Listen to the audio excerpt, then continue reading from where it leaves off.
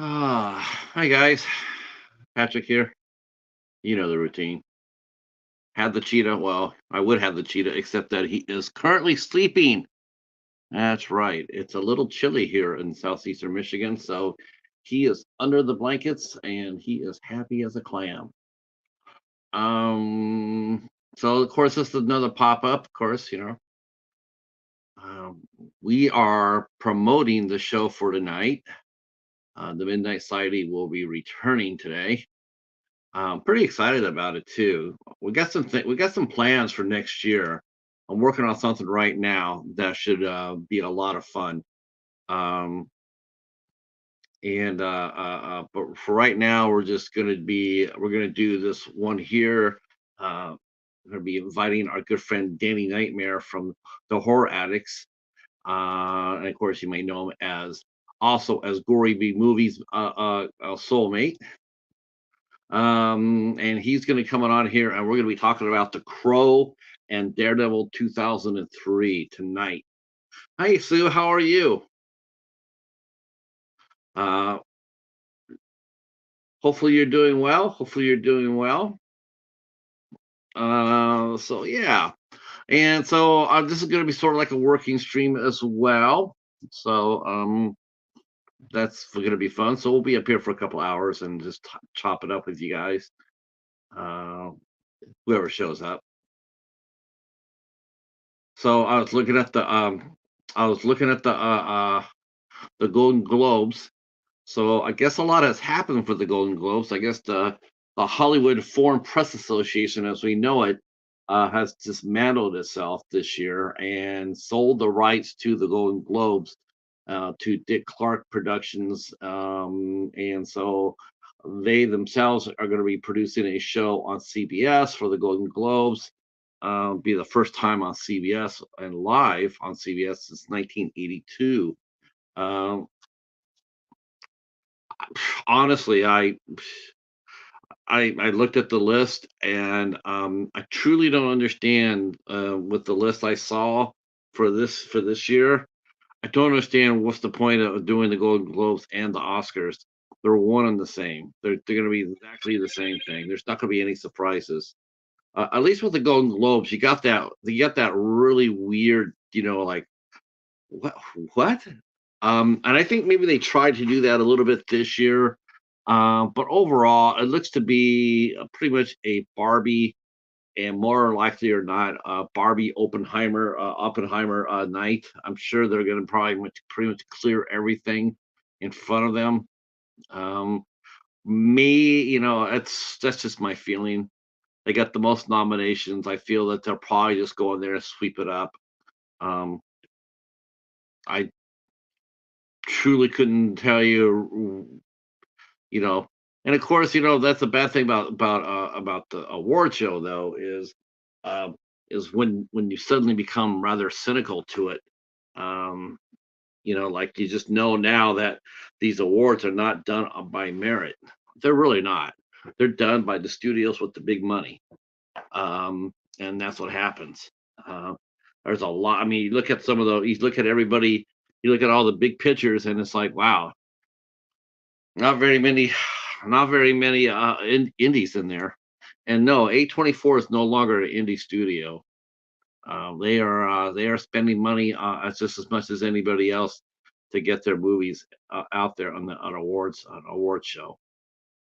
Um, yeah, yeah.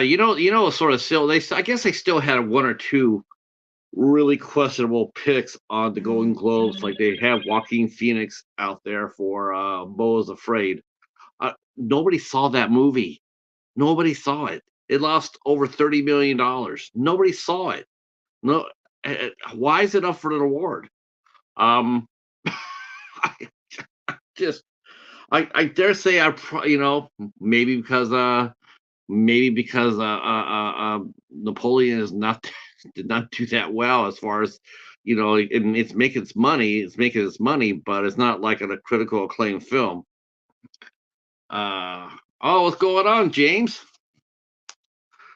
Yep. So the friendly men are in the house. We had an outstanding show with us on this past Saturday.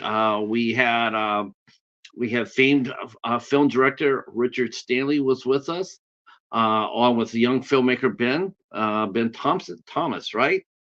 And we also had bass player extraordinaire and also a former guest on the show, Jerry Montano, has also graced the panel. We had a lot of fun. Ben Johnson. Yeah.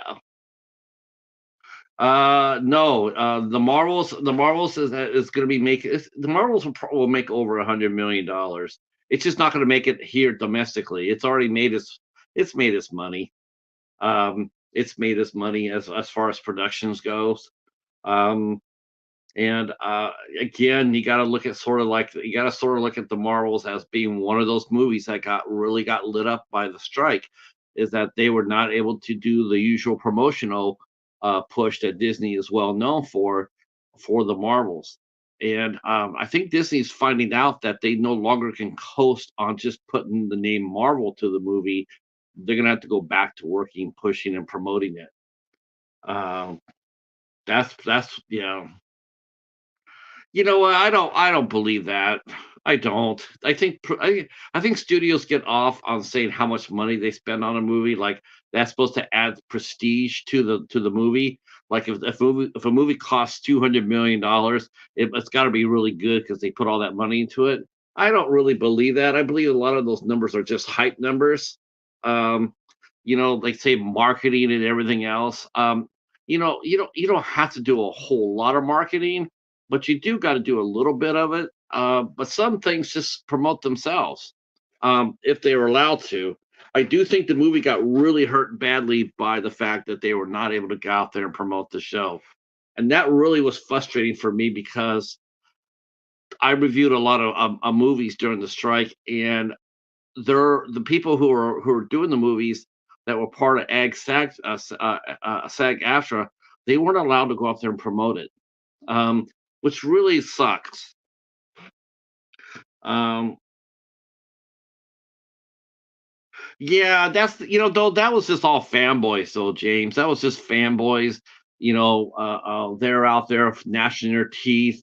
With that, and it's it's it's like that's they that's their way of I don't know what that way is. That's just a casual movie fan, not the true superhero fans, not true comic book fans. um yeah, that's yeah, you know what though, but I've seen worse. I mean, if we're going to talk about the worst Marvel movie, well, you got I'm sorry, but if we're gonna talk Marvel movies and ranking them, you gotta throw down the Guardians of the Galaxy, all three movies. If we're gonna crush Marvel movies, the Guardians movies were far worse than the Marvels were. Though I did feel bad, and we talked about that too. I did feel bad for Brie Larson and Captain Marvel because there's nothing she can do about the script. The first Captain Marvel movie,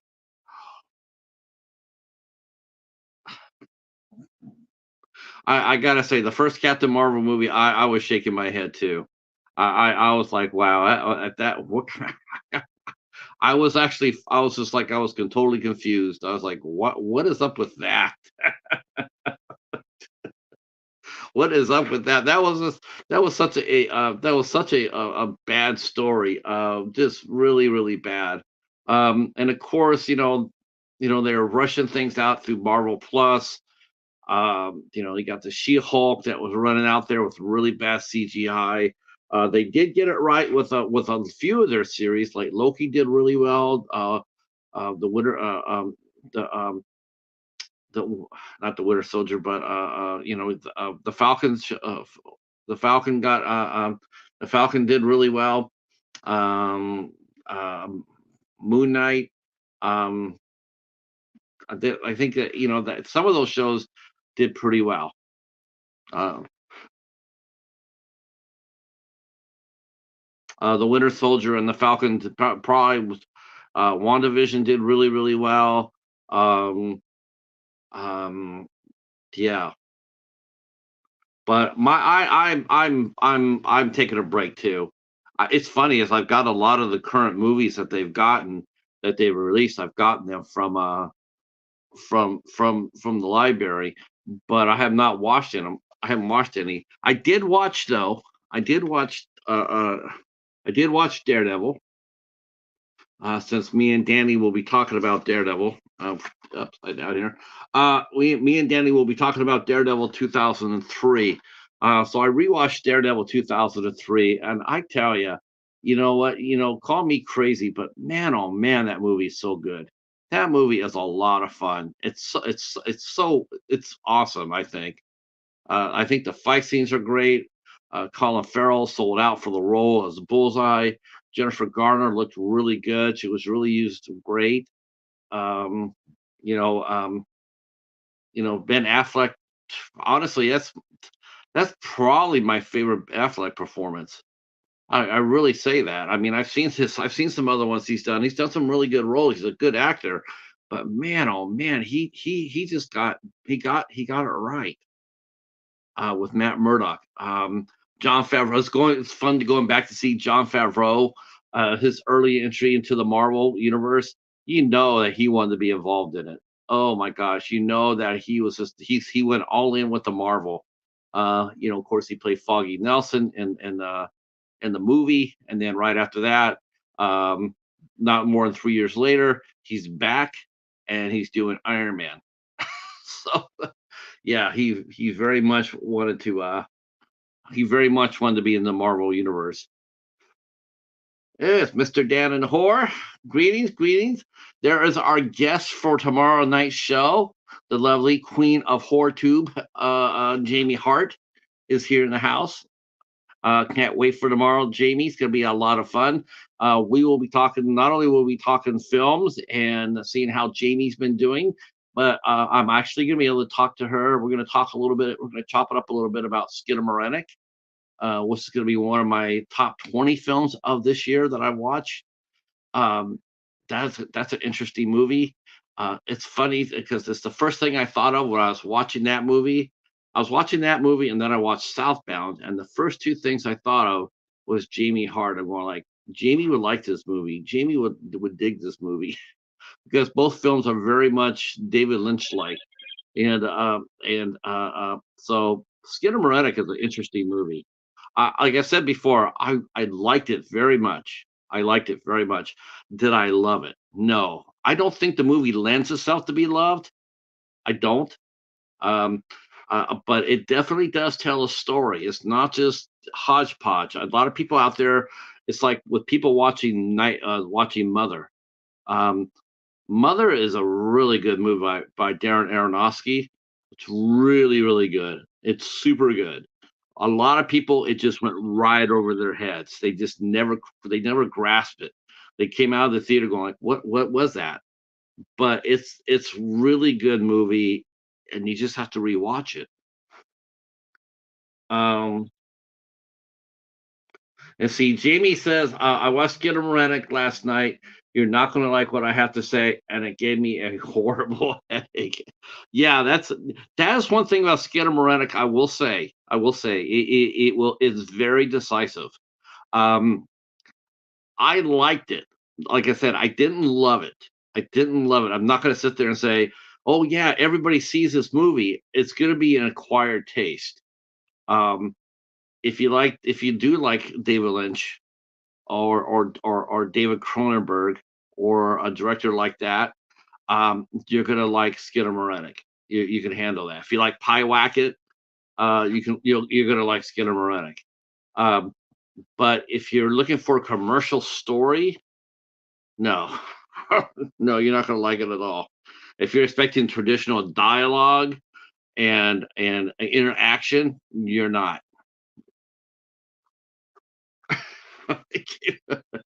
Oh, yeah, but it's still a good movie. It's still a good movie. I still stand by that. It's a whole hell of a lot better than Beau is Afraid.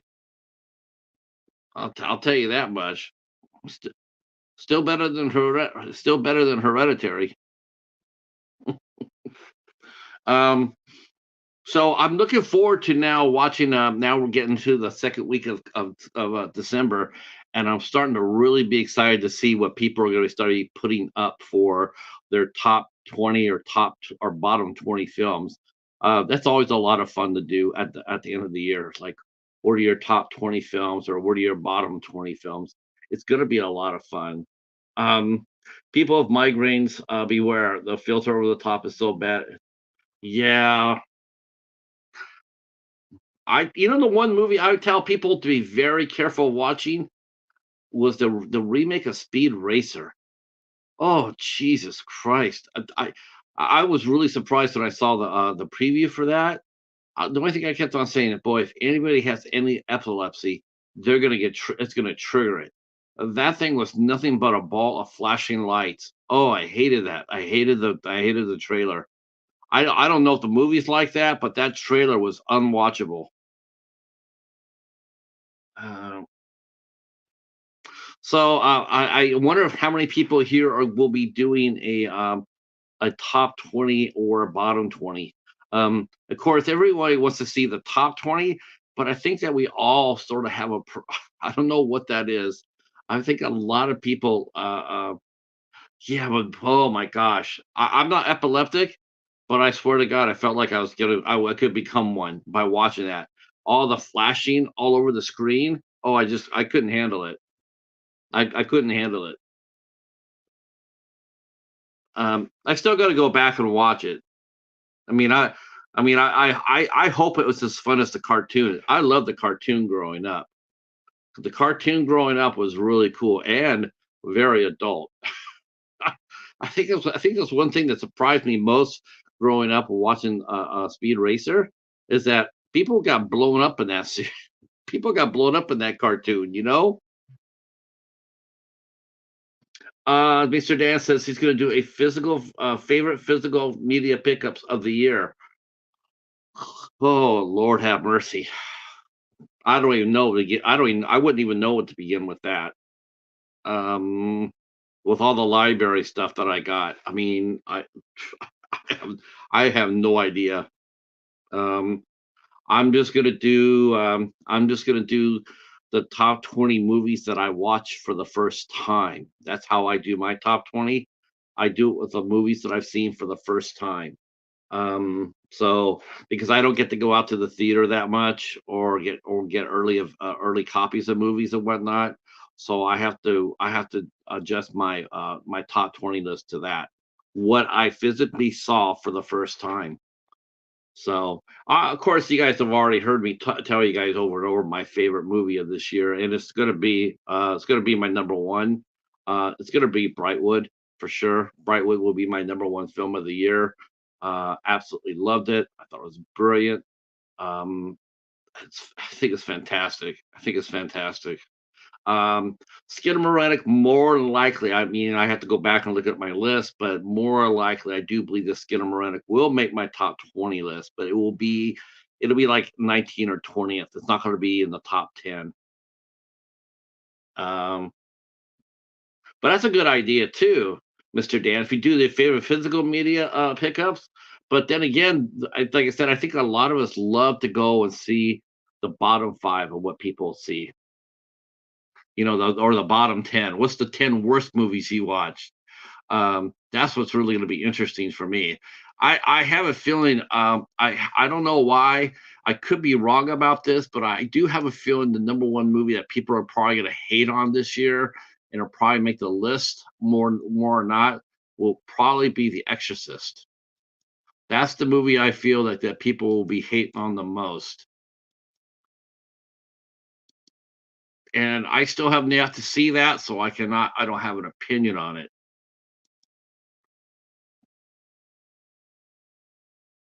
All right, I am going to slap this down for tonight, the show that we're doing tonight. Yes, sirree.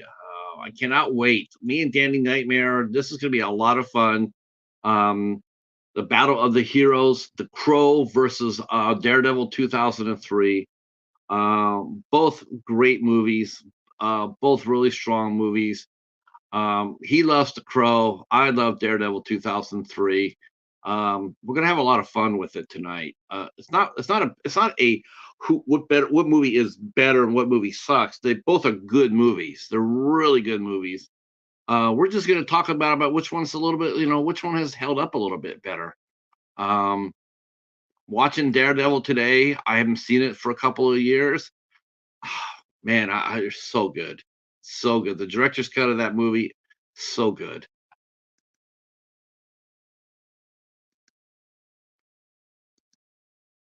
Oh, where'd I go? Oh, let's see.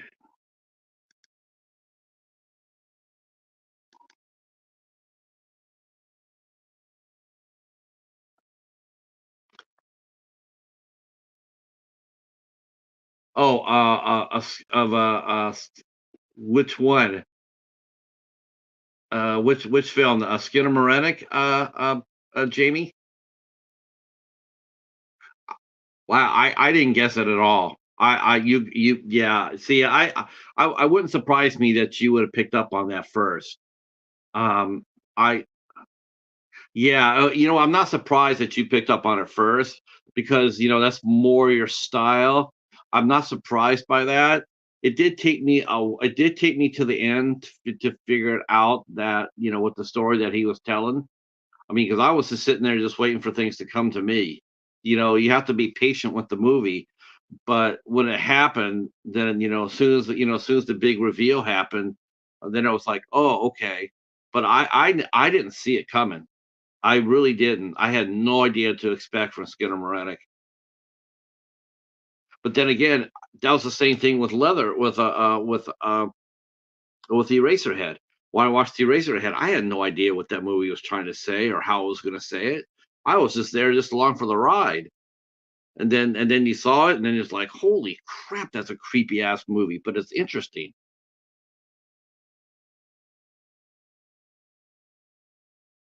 But I don't think Skinner Moranik will be in your bottom 20, though, will it, Jamie? I mean, would you are you gonna rank it in your bottom 20, or are you just gonna rank it in the middle, or probably won't rank it? I don't think it's a terrible film. I really don't think it's a terrible film.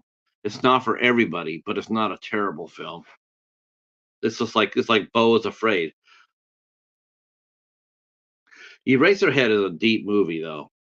That's a deep movie. And then the other movie I was thinking about when I was thinking about you too was an anthology film called Southbound. That was a really good movie too. That was interesting. Southbound was Yeah, that was an interesting movie too. Very very David Lynch like.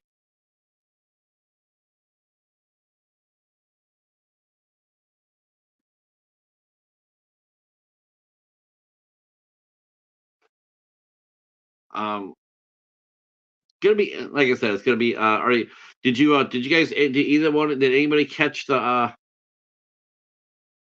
oh so Skidamatic will be most likely on Jamie's bottom 20 list. Um I can recommend to get myself out of the hole since I was beating the drum for the movie. I will recommend that if you get a chance to watch Brightwood, I think you would really, really like that movie a lot as well. Brightwood is amazing. That's an amazing film. Brightwood, The Goldsmith was really good for me this year.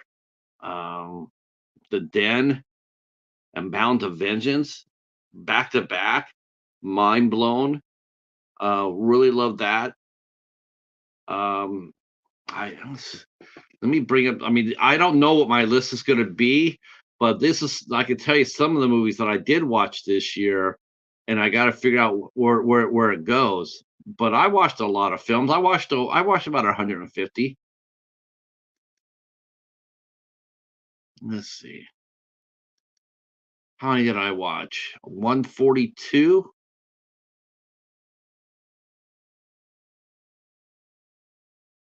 Yeah, 142.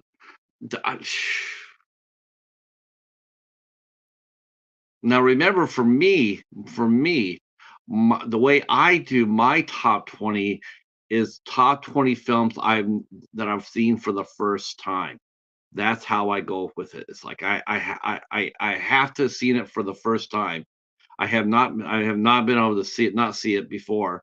So there are a lot of movies in that regard that like Martyrs. Martyrs will make my top 20 list because this was the first year that I saw Martyrs and I was absolutely blown away with it. A movie called Consecration with Jenna Malone. That was amazing. Afterglow, a film that was written and directed by Crystal Lowe. Well, that will be in my top five. Um, so it's really going to be interesting to put together a top 20 list of first time viewing.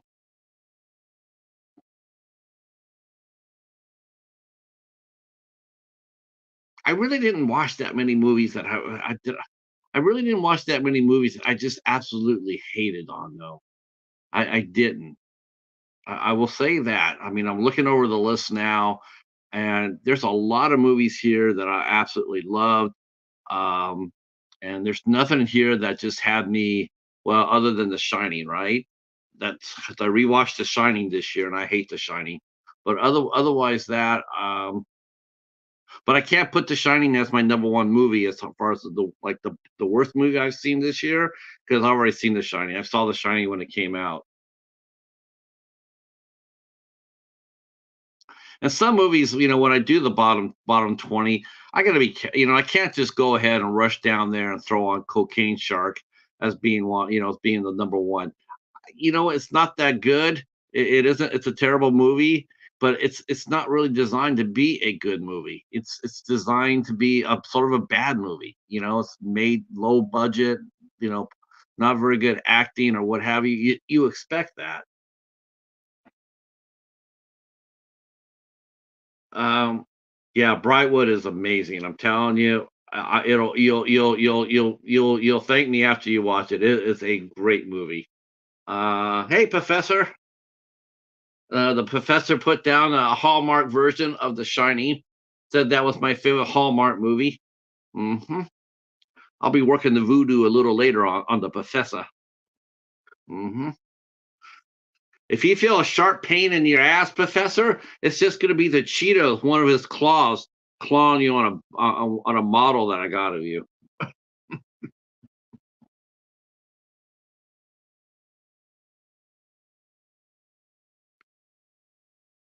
Eraserhead is a better movie. Era- Eraserhead is a better movie than The Shining to me. I think this. I think the Eraserhead is. Um, yeah. See, that's the thing, Mister Dan. Exactly. I judge the big studios for films more harshly. I do too, because they have all the resources. They have all the resources there. So yeah, I expect them to deliver a better movie. I do, and I'm a lot more harsher judging a big block, but a big studio movie than I am a independent.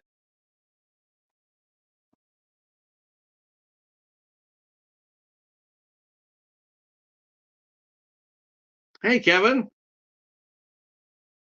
Wow, I have not seen you in a minute. Glad you're here. Glad you're here. Hey, Echo. Wow, good to see you, Kevin. I know well then again, I haven't been over to your side of the pond in a minute either.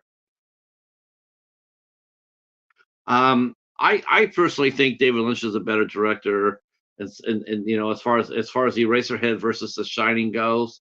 Um, you know, but I really, I mean, there's some good movies that Kubrick has done. Kubrick has done his fair share of good movies. It's just that Shining to me just wasn't one of them. That's all. Every director has a misstep, right? I mean, every director has, anybody who's done, 10 or more movies, they have that one clunker in their closet. That's to be expected.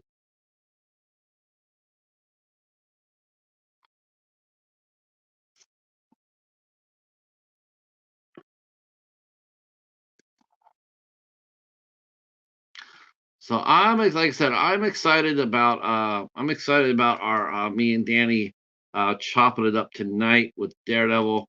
We're gonna be a lot of fun.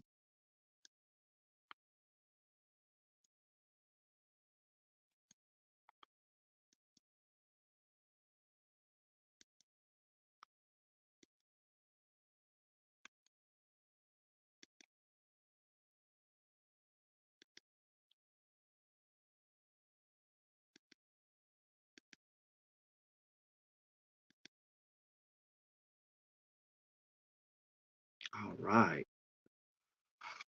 Uh, like I said, we got Jamie Hart tomorrow. Me and Jamie, we're gonna have fun tomorrow. Thoroughly gonna enjoy tomorrow night.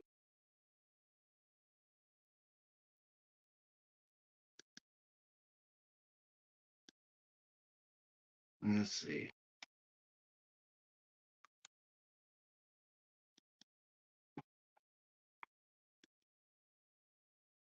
Let's see. I'm trying to think of what else out there. What else is out there that I'm looking at my list of the movies that I watched this year that I would oh I already, my number one movie that I will be the hard number one as well will be The Wendigo will be my worst movie of the year.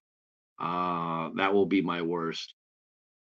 Yes, including The Incredible Bulk, The Amazing Bulk or whatever it is. The Amazing Bulk will not be my number one worst film of the year. I know that will shock everybody here, but it was not the worst movie I've seen this year. Um, Yeah, there's some really good stuff here. Like I said, I really enjoyed The Den, and then I watched Bound to Vengeance behind that. Man, that was so good. So good. You think they would have been made by the same director. You really think so. Um I thought Nightmare Cinema was pretty good this year. Breakup Mountain was really good. The Latent Image, that was a first for me. That was a first film review I did on queer horror. I never did that before. So that and it was a good movie too. It was definitely of course that's Xenophobia releasing awesome releases. Um, uh, uh, yeah, we Uh, I love the book. I read the book when it came out. I was a big Stephen King fan back then, and I want to say The Shining was my second or the third book that I read of his. The first book I ever read of his was Carrie. I read Carrie number one, and then I read The Shining. Not The Shining. Then I read The Stand. The Stand ruined Stephen King for me because The Stand is his best movie, but his best book by far. By far, The Stand is his best book. Um, and but I did read The Shining, and I really loved the story. I really did. I thought it was great. The movie is the book is fantastic. Hey, Gareth, how are you? I will be heading over to the pond a week from today. A week from today, I will be heading over to the pond to hang out with Gareth. Him and I will be talking and watching and talking about Van Helsing with Hugh Jackman and Kate Beckinsale, which I love. I do. I love Van Helsing. I think that movie is so much fun. It's such a fun movie. I can't wait to get into it with Gareth. I hope you like it, Gareth, as much as I do. Um, Yeah, his endings always yes, I agree, Professor, which I thought was really funny that they continuously make fun of Stephen King during the It movie, part one and part two. They both made fun of the novelist who couldn't write a good ending. That is Stephen King, but he did write a pretty decent ending with The Stand. Uh, oh man, Helsing is so much fun. Yes, yes. Yeah, so we're gonna be on Garrett's channel. We're gonna be on Garrett's channel next Monday. I'll be putting out a flyer, a banner for that on my Facebook page. I haven't done that yet, but I will do that today. So I will be on Gareth's page um, next Monday. I'm going across the pond twice. Um, I'm going across the pond twice on the 13th on Wednesday at 5 o'clock. I will be hanging out with Mike Zara from Did You See That? I will be hanging out with him at 5 o'clock. Him and I are going to chop it up for 8 questions with, and then I'm going to soon as I'm going to have some warm water or some tea with me that day because not only am I talking to Mike at 5 o'clock, but I'm not going to get any rest. As soon as we're done talking with Mike, we're going to shut it down, turn around, and come back and talk to the Variant Collective. And I can't wait for that too. The Variant Collective is an amazing group of artists. I do believe they're based in North Carolina, and they're writers, poets, cosplayers, photographers, all creatives. And I think we're going to have 4 or 5 of the members on here, and we're going to be doing a panel discussion on the Variant. We're going to be talking to all the members of the group, not all the members, but several members of the Variant Collective. It's going to be a great show. I'm really excited to have them all on. Um, yeah, I can't wait. So that's going to be at 8 o'clock, our usual starting time. So my voice will probably be shot to was probably be shot to shit by end of Wednesday night. Uh, oh yeah, Van Helsing is amazing. It's the honestly, Jamie, is it okay? Let me ask you this question, Jamie. Is it not the best performance by an actor playing Frankenstein that you've ever seen? Schuler Hensley, I think that's his name is. I think it's his name. He definitely gave Frankenstein's monster the most heart. Um, I thought his performance was absolutely amazing. I really liked it a lot. Oh my gosh, are you talking about Silent Night, Deadly Night too? Guys, well, don't forget, Secret Santa is out there. Secret Santa is out there. Yes, who doesn't love Kate Beckinsale, right? That lady is ageless. You know, she's 50 years old now. She doesn't look a day over 30. She is beautiful. I wish she'd get back into making movies though. That's the thing. She hasn't done anything in a minute, you know? That's the only thing, I know that she's very active on social media and what have you, but when it comes down to doing movies, you don't really see her doing anything that much. Yes. Yes. So, see, now look at see me and Jamie, we're gonna be chopping up Van Helsing tomorrow as well. I love that performance so much, Jamie. When I watched that the very first time, when I watched him play the Frankenstein's monster the first time, I'm not ashamed to say, man, but I choked up on that. That brought tears when Van Helsing saying, "I'll find you, I'll find you." You know, when he couldn't get past the gate, man, I got tears in my eyes, man. That was really heartfelt. But Kate, yes, isn't she amazing looking? Richard Rothberg too, man. And he was just coming off. Richard Roxburgh was just coming off League of Extraordinary Gentlemen, where he played Professor Moriarty. He did that, and then he came back and did Dracula. So he did two pretty big films back to back there. See, Professor says he saw the Total Recall remake because Kate was in it, and she was good as the bad guy.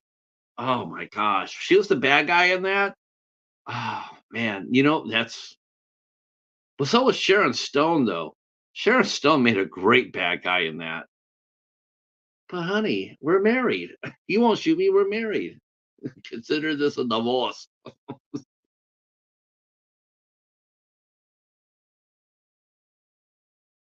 Oh my gosh. Oh man, we're gonna chop it up tomorrow. That's for sure.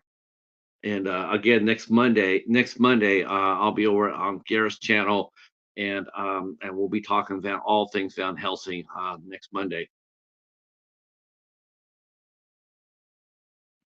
All right. So what I'm doing now, because this is also sort of like a work stream too. Um, have you guys? Has anybody seen Godzilla yet? Has anybody seen the Godzilla movie?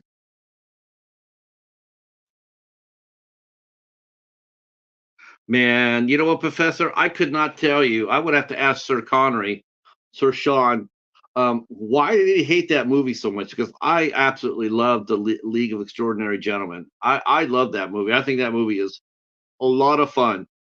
I thought it was I thought it was I thought it was fun. It's exactly what it is. It's a popcorn movie.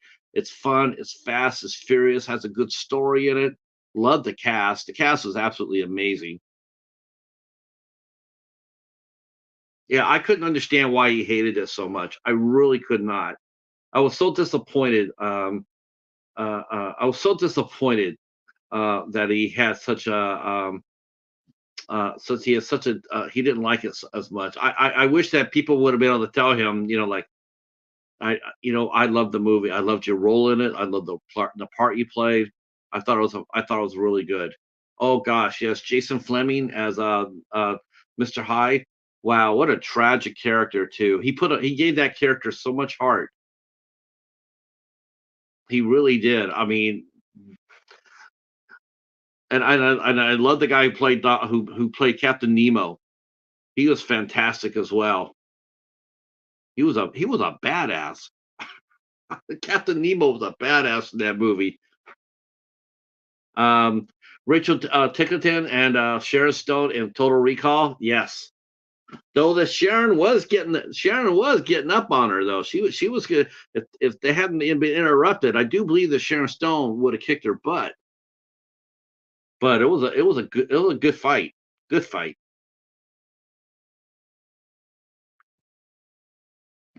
That's yeah. All right, man. This is a lot of fun. Thanks for guys. Thanks for coming out. This is a lot of fun. All right.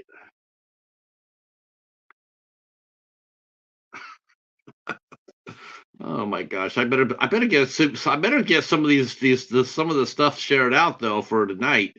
Are you guys all gonna come back for tonight at 8 o'clock? Hopefully so. It'll probably only be like an hour and a half. It's gonna be not gonna be. I don't think it's gonna go crazy. It's gonna be just we're gonna talk about we're talking about the Crow and Daredevil 2003. Um, see see see Mr. Dan says his Godzilla out of the theater review has the most views on his channel. Now imagine, Mr. Dan, imagine if Godzilla actually fought Gigan. Your page would have been like blown up. Anyone else? Oh, you think Stuart Townsend was doing that? Oh my gosh, channeling Johnny Depp. She talking about Stuart Townsend? No, he was his own man.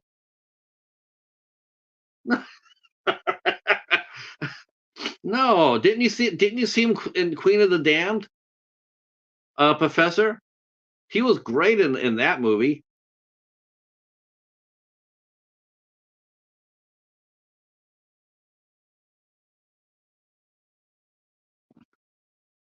Let's see, Ho take.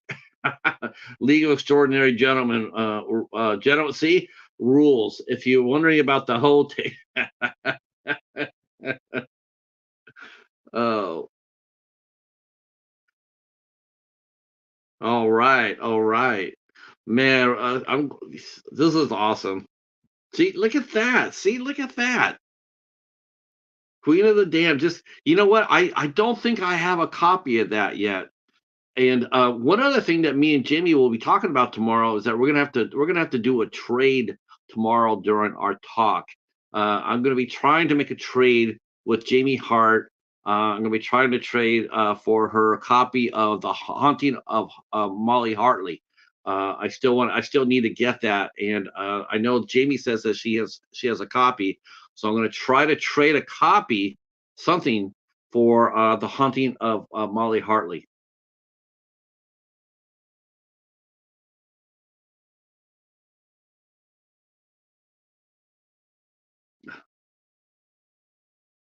Now this is gonna be fun. This is gonna be fun tonight. All right, let's see if I can go ahead and throw out a few. I can actually go over here and share it out here.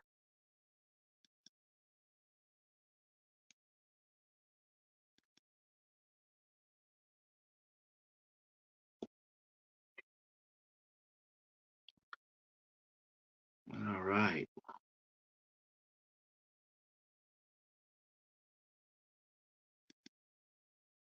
Okay, and I can share that out. That's awesome. I'm so glad I can do that. That'll be fun. And then I go over here to I go over here to sharing.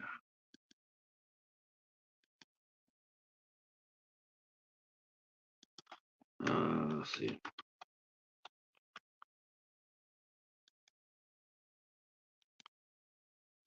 Of course, I got to share the link out to everybody in the gory hole. So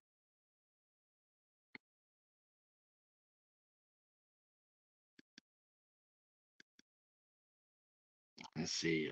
The Midnight Society comes back. So I'm gonna go there and do that.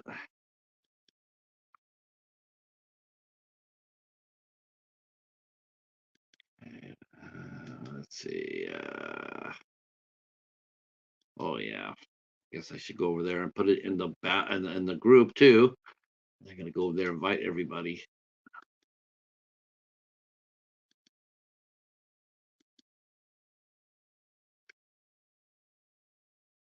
Yes, I will be happy to trade something for it. I know I got something for you, Jamie, for sure. I'm on a mission. Um, no, I didn't know that. I know the last Exorcism got a sequel. The last Exorcism was so good. I was so surprised at how good that was. That might make a top 20 too. I never watched it before. Man, I was blown away with it. It was really, really good. Um, Christie will probably make my top 20 list. I pretty much assure you that it will. I like Christie too. In fact, you could actually do a trilogy. You could actually do The Den, Bound to Vengeance, and Christie. They all pretty much could be in the same universe.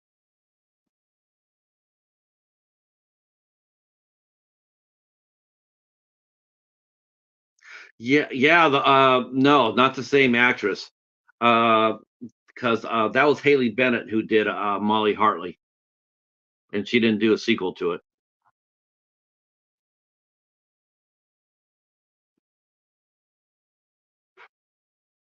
I guess I'm tipping my hand. The two actresses this year that I really enjoyed watching a lot was Haley Bennett and also was Haley Bennett and Jenna Malone. Ooh, I don't even know. You know what? Let me go back there. Gosh, I do believe that I did watch Swallow for the first time this year too.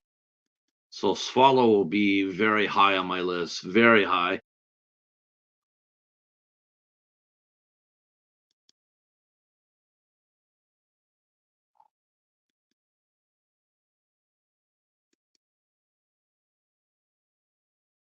Let's see, films I watched. Yeah, so Swallow will make it. Man, Space Wars, the Space Wars, the hunt for the quest for the deep star. Man, that'll make it. That was so good. Really, really like Space Wars. I really like Space Wars a lot. Good science fiction. Um, the Autopsy of Jane Doe. The first time I watched that. First time I ever watched Backcountry. Uh, man,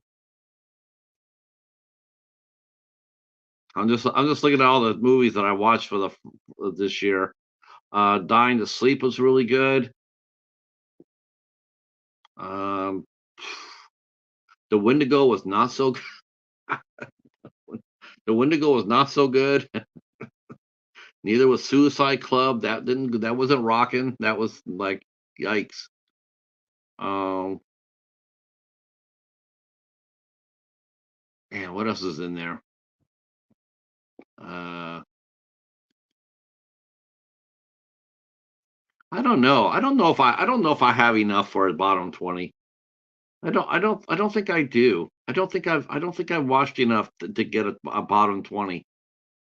I think a top 20 for sure, but a bottom 20, I really don't know. It's gonna be very hard to do a bottom 20.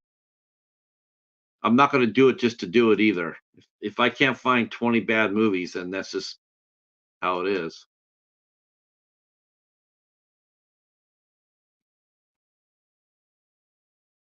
Yes, yes, Professor, yes.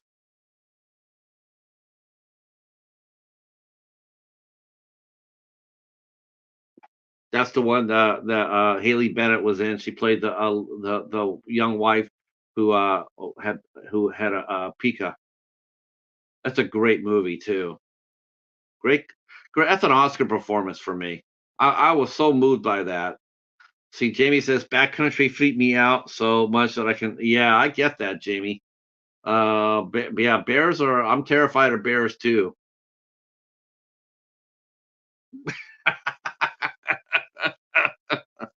I know. You know what though? You know what's funny is like I really truly don't. I really don't really look for a bad movie. I mean, I watched The Wendigo on Tubi, because there's people in there that I know that did the makeup effects. So I said, okay, I'm going to watch it. Um, I was just I'm blown away with just how horrible it was. I mean, it was just like, but it's not my. That's going to be my number one. My number two. My number two that I'll probably put down as far as the worst movie I watched this year will be the Neon Demon. Oh, fuck that movie. Fuck Winding Ren. He can just. Oh, that guy. I just can't get into him at all. I just cannot get into his shit at all. That Backcountry was really good. I really liked that a lot. Thought it was cool. And what was really cool about it was the fact that when we watched the movie, um, a lot of people don't know this because I've never seen anybody ever mention it. No, I've never heard anybody mention this. But one of the producers of Backcountry was Yui Bowl. Yui Bowl helped produce Backcountry.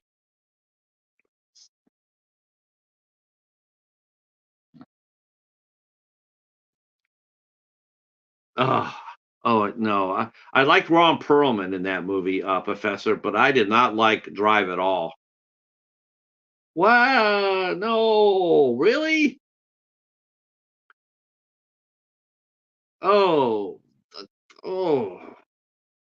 No, no, no, Mr. Dan, not Larry Fessenden Wendigo.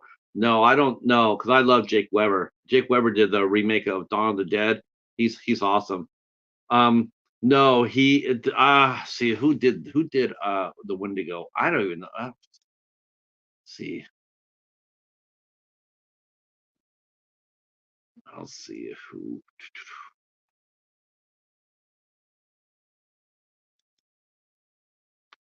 See, I'll see who did Wendigo here.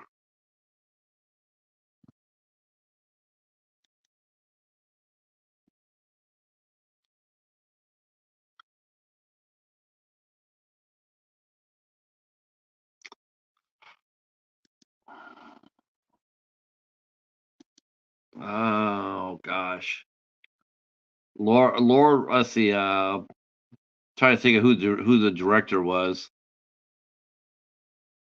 Let me see if man,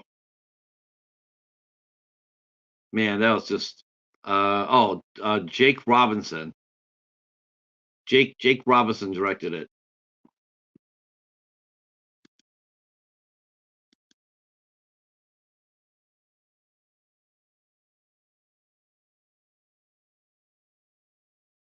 Yeah,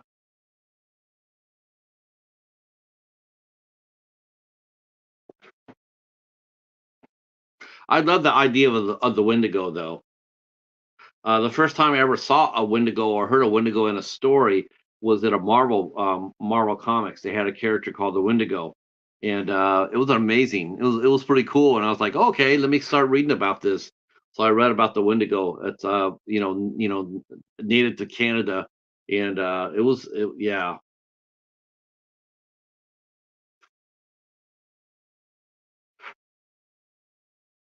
I think I still have enough time to sneak in tomorrow when I go to the library.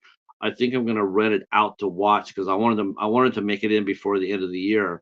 A movie that people were really talking about when it came out, and that was Nefarious. I really want to see that before the end of the year. I heard that that was really good movie, and people really seem to enjoy it. So I heard Nefarious was pretty good.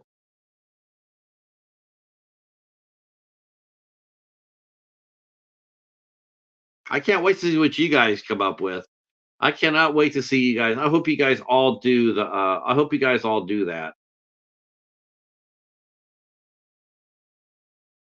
Yeah, yes, that's the one I read, Mister Dan. That's the one I read because I was collecting X-Men at the time. Yes, yep. We did Fahrenheit 451 this year, and we also did High Voltage, was a very good movie. Very good movie. Surprisingly good movie. Hi, Betty J. I have to get another. I have to get another Blu-ray player. I have to get a Blu-ray player. My player is just down to playing DVDs, but I need a Blu-ray player.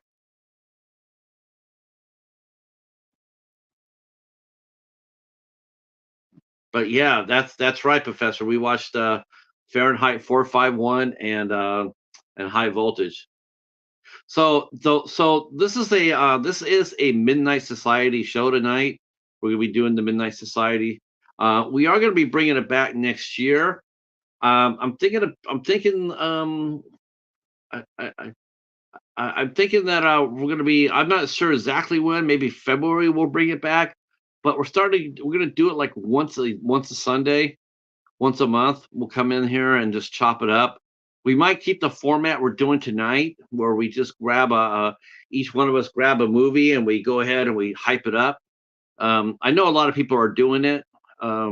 There are a lot of people that are either doing battles or they're doing, you show me a movie, I'll show you a movie, whatever it is. There's nothing new to what I'm going to be doing. Um, but uh, but with the movies that we'll be talking about, I don't think a lot of people will be talking about because that's not how that's not how we roll things here over here. We always bring up the weirdest shit, right? Um, uh, uh, I just got the address. I just got my address for the Amazon. I created a new address because the old one wouldn't work, so I created a new Gmail address, and so yeah, and yes, I'll be putting up a wish list because I'm definitely gonna need a wish list. And let me ask this question because there's one thing I never really thought about, but how many of you guys here in the chat? How many of you guys celebrate Christmas? I have hardly seen anybody mention anything about Christmas. I mean, I haven't seen anybody with any trees. I haven't seen anybody with say, come decorate my tree with me. I have not seen anybody do that this year. So did Christmas get canceled and I didn't know about it? Yes, the Wendigo was in it. Yep.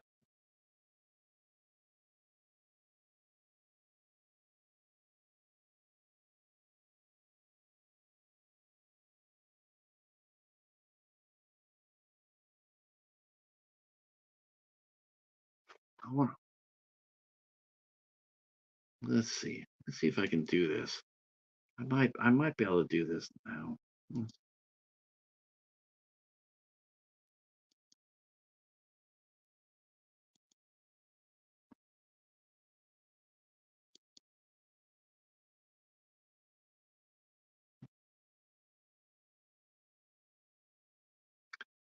Okay, let's see if I go ahead and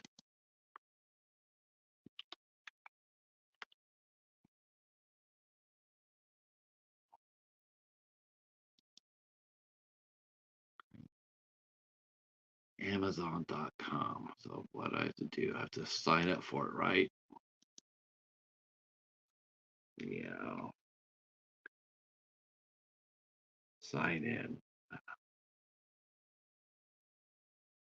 Okay. Oh, see, this is the thing that kills me.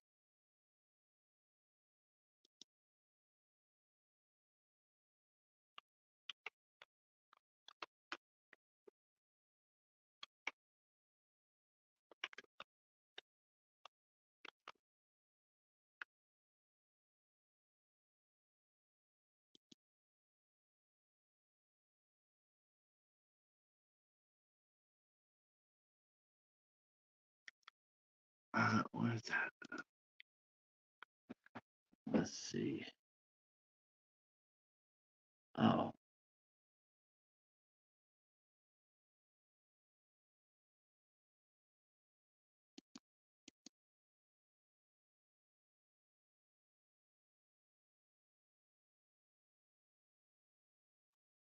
huh. Let's see.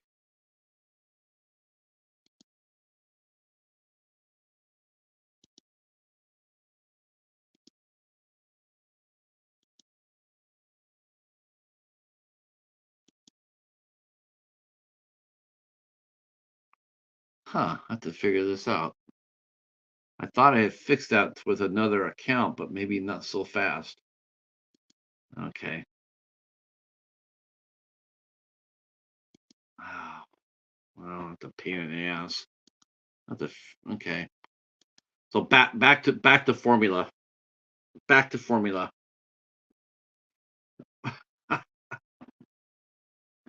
I know.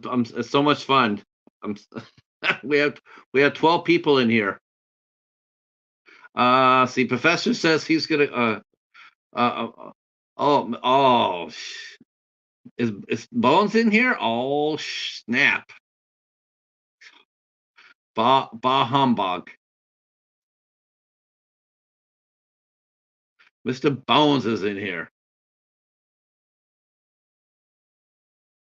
Let's see. Mr. Professor says that he's going to leave his Halloween decorations. I think I know a lot of people that actually leave their Halloween decorations up. But just as sprinkled, yeah. I if I tried to tell my family that I was done with Christmas, they would lock me up for being insane. Christmas is big in my family, but personally, it wears me out. I do love giving gifts, though. Yes, I love giving. I love giving. I think it's a lot of fun. And I know. Bones is like that. Bones is a great elf.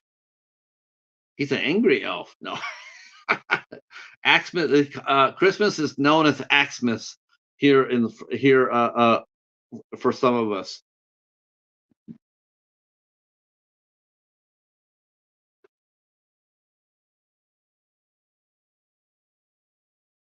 As you guys all know that as you guys all know that Wes is back. The Ice Lord is back as well.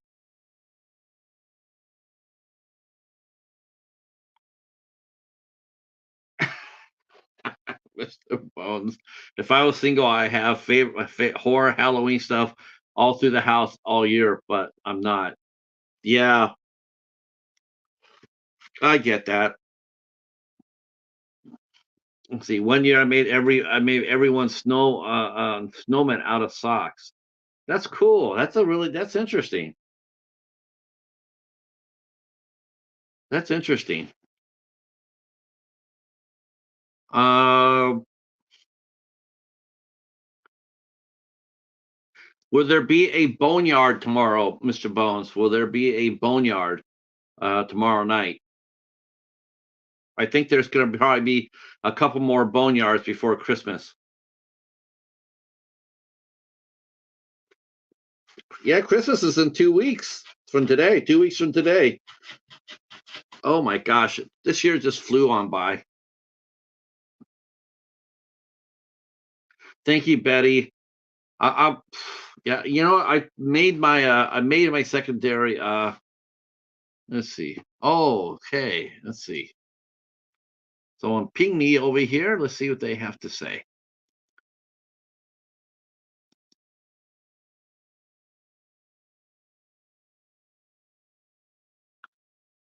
Okay. Okay. I am going to be booking a show here.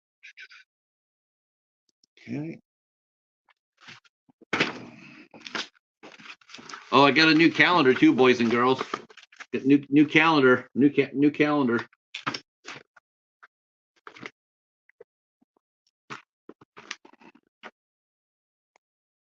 Okay. So yes.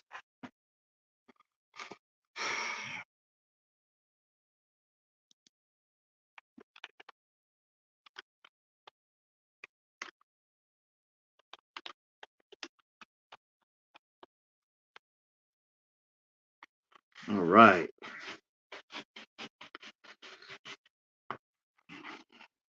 Sweet. All right. Let me do a couple more things real quick here.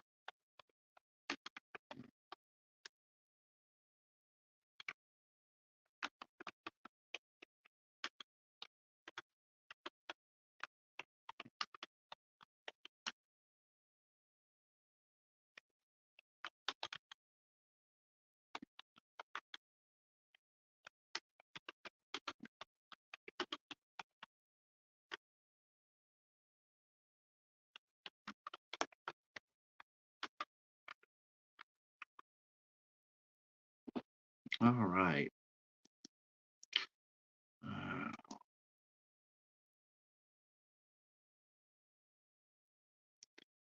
Answer my door.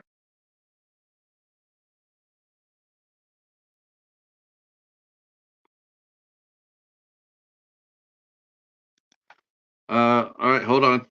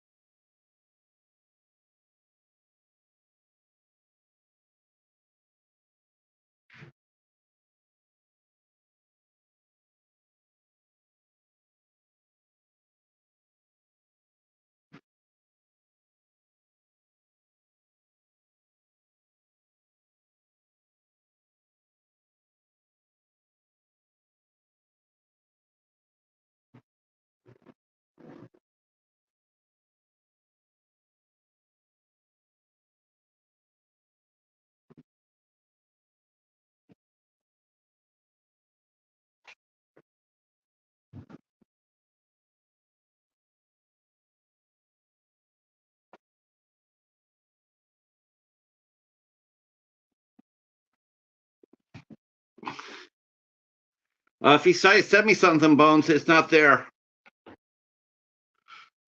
Let's see. I did. No, because people send stuff. So sometimes people have to tell me to open my door.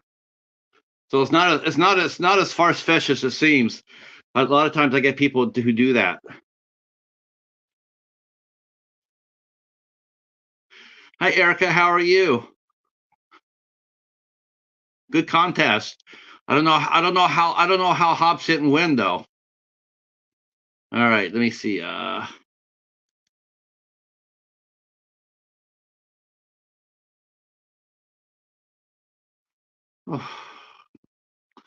that's the lovely Morgan Thompson looking back at us. Oh, okay. Yeah, no problem. Hold on, Bones. Let me invite you up.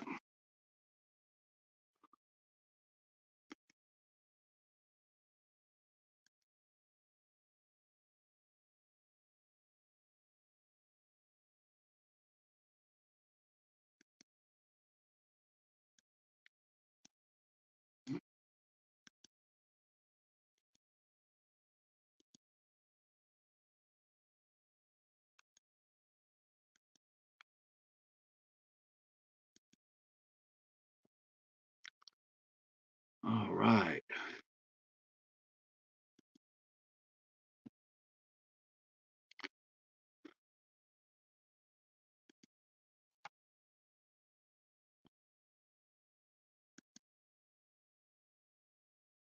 Go ahead and check your messages, Bones. I sent you the link.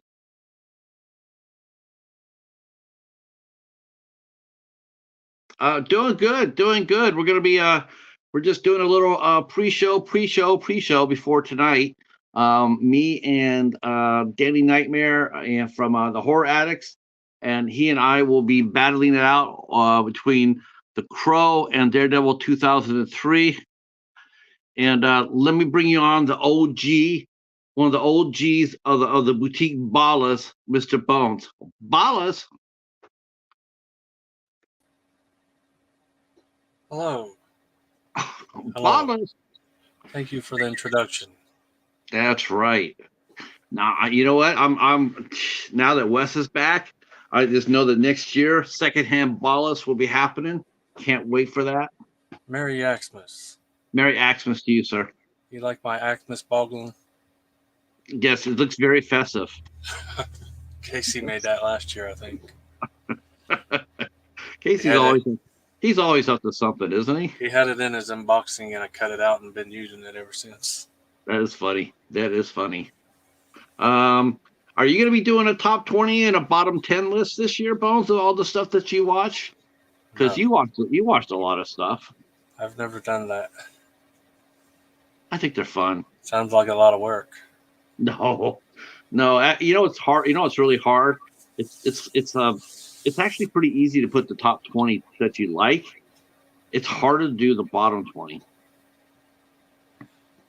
I'd uh, especially I'd have especially to with. keep a list of everything I watched because I can't remember what I ate yesterday. Well, I do the letterbox. I keep my list on letterbox. Like they allow you to keep lists, so I just put down what did I watch during this year. So at the end of the year, I have them all there, and I can go down there and say which ones did I like and which ones just suck. Santa Bones is here. That's right.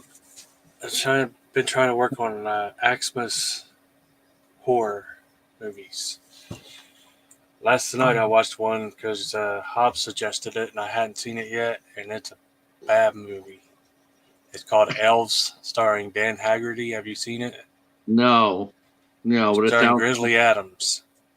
Oh God, I cannot even imagine how bad that was. Well, it's called Elves with an S, and there's only one elf, and it just gets worse and worse.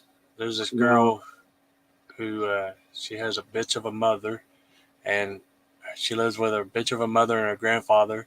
And then it turns out later in the story that her grandfather is her grandfather and her father, where he had raped his daughter to makes a human a purity to serve up to the elves. Some Was weird this shit. a was this a TV movie or was this a feature film? It's a movie. How do we find out if they were made for TV? Well, was it did they have curse words or nudity in it? Oh yeah, that's another weird thing. Her little brother's spying on her taking a shower, and she comes out and calls him a pervert. And he says, "I'm not a pervert. I like seeing naked ladies." And then he says, "You got big fucking boobs. I'm gonna tell everybody I seen them." So yeah, there's cursing. Okay, yeah. Oh God. So you should explain who Dan Haggerty is. Grizzly Adams. Grizzly Adams. Back in the mid '70s, they made a movie called The Life and Times of Grizzly Adams. And initially, they were going to kill the character off, but everybody liked him so much. Everybody seemed to like him so much that that they made a TV series out of it. I think it ran for like 2 or 3 years, and it had Denver Pyle from the Dukes of Hazzard on it. Yeah, I got one more thing to tell you about this movie to make sure you know you don't ever want to watch it. Okay, The bitch of a mother kills the daughter's cat for no damn reason. When she goes to work, she puts the cat in a pillowcase and drowns it in the toilet. yeah, I can't watch something shit like that. I can't watch shit like that. And the mother character is detestable. Like all the Yeah, characters are unlikable except for the main girl. yeah, yeah. I can't stand it when they hurt animals in a movie. You know, people somewhat seem to deserve it, but animals are innocent. Well, yeah. When the elf first shows up, it comes in the little boy's room and is climbing on him and it scratches him and he screams. And when the daughter and the mother go in to check on him, she sees those scratches and just automatically says and assumes it was the cat. And when the daughter goes to work, the mother scoops it up and kills it. Yeah, well, you know what they say. Look what happened to Pet Cemetery. That's what happens when you fuck around with cats. You know, look what happens to you at the end of the movie. Yeah, I was hoping it would have somehow came back and attacked the mother or something because they show that elf playing around where it was buried at one point. I was hoping maybe it had some kind of magic powers and would bring the cat back. I definitely think that I mean, there's definitely a lot more Christmas movies out there for sure. It seems to be some of these people are some of these folks in our community. I mean, they're pulling out Christmas movies I've never even heard of before. It's just like I thought I heard most of the Christmas movies, but I'm finding out there's more out there than I realized. Let's see. Professor said, "Oh, he saw that. Didn't think it was that bad." Yeah. Okay, Professor. Mhm, mhm. I see that. I see what you're doing there, Professor. I think the professor is waging war on us. He converted The Shining into a Hallmark movie. He says, I heard this is Pat's favorite Hallmark movie." Mm-hmm. It's I all right. watched another one the other day. I was going to ask you if you've ever seen. It's a sci-fi original TV movie, and it's made purposely to be like a Hallmark movie, and it's called Letters to Satan Claus. Hmm. Mm-mm. I thought this was right up Pat's alley. It's supposed to be like what would you call it? Like a parody or something? It's supposed to be. Right. It's supposed to feel like a Hallmark movie, and yeah, Right. Well, this that's a little lot. this little girl when she's little, she's a brat, and her parents make her mad because she didn't get what she wanted for Christmas. So she writes a letter to Santa about making her family disappear, but she is little, so she misspells it and writes Satan Claus. So her parents end up getting killed. Oh shit. And then years later, she's in some other town working as an anchor woman at a TV show, and her boss makes her go back to her hometown of the cheesy name of Ornaments. Oh, what's it called? Ornaments, like Christmas ornaments. They named it town ornaments. Yeah. And like the sheriff's name is Sheriff Noel, and Oh, they all have cheesy names like that. oh. Let's see. Ben Grimm mentions letters to Satan is good. Satan is Krampus, He's basically. talking about the yeah. I think it was Ben that I seen mention this in Pizzow's chat the other day, which is what made me check it out. Okay, okay. Is it on Tubi by chance? I don't think so. Okay. Of I'll check. course, now you guys all have to go and watch Secret Santa, the movie that Adam Marcus directed. That's a new yearly annual watch for me. That movie's crazy, but crazy good. Let's see. I don't know.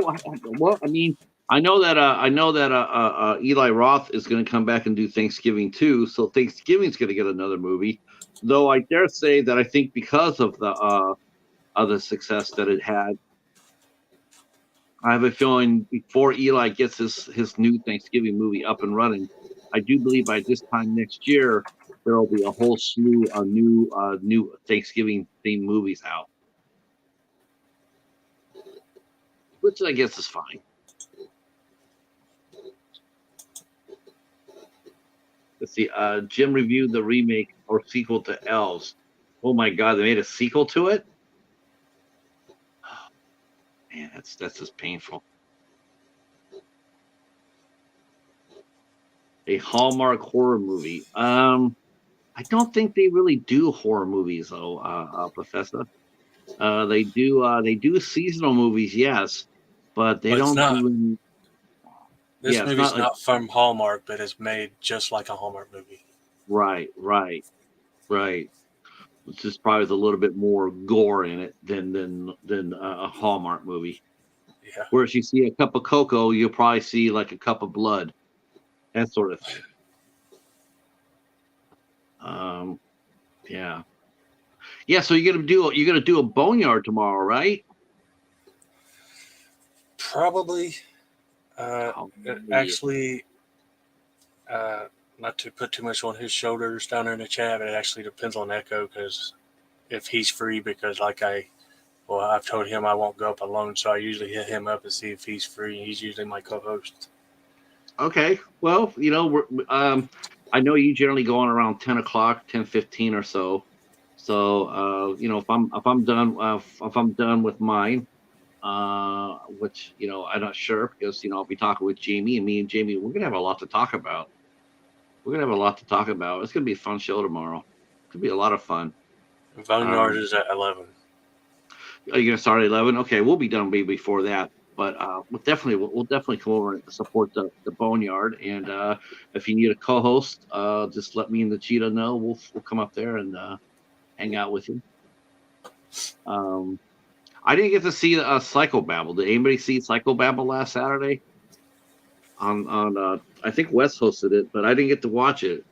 Uh, So what is today? It was yesterday, I think. I stopped in midway, and then I stopped in at the very end for the finale, where Wes held up a sex toy about 14 inches long and 14 inches wide.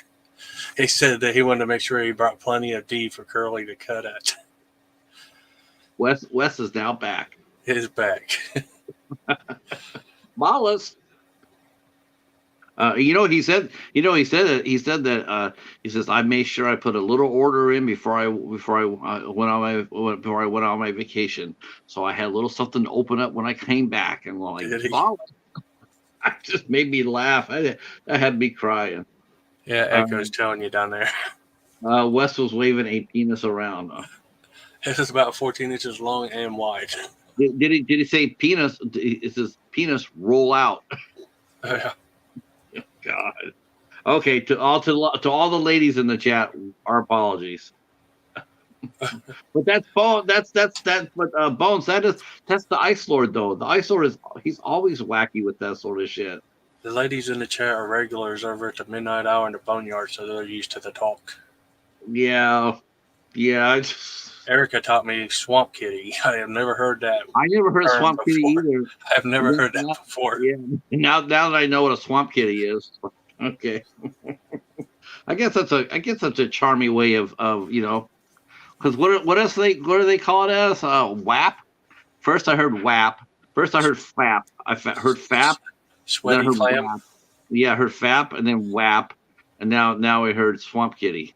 Swamp Kitty. That's my favorite. Swamp Kitty, especially if you can make. Well, you know what I read yesterday because I was reading the news, and there was a story about this 21-year-old girl, a young lady. I guess her boyfriend. I guess they were being intimate, and this is legit. This is not me making this shit up. But supposedly they were, in the throes of passion, and but the guy was not doing a certain he was not being passion right, and so she got really frustrated at him because he wasn't he wasn't doing it right. uh, And so she said, here, let me help you out. dropping some LL Cool J. Yeah, let me help you out. And then she shot him twice in the head.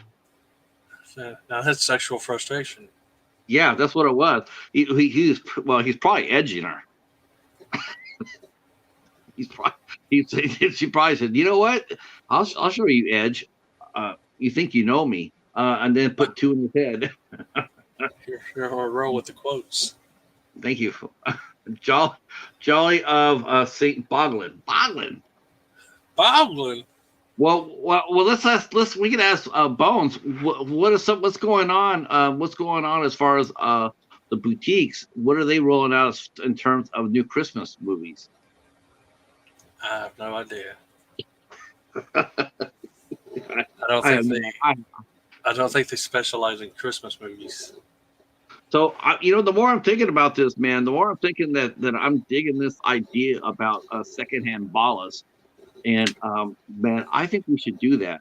I think we really should do that show, Wes, and with you and you guys just come up there and it What the has to hell is be. the show going to be? Here's the stuff that all my friends sent me because I'm a bum. No, I don't think you need to go. No, I don't think you do that. I think what you do is you just bring out a movie that you got, that you found out in the wild that would be considered a boutique label, and then you talk about it.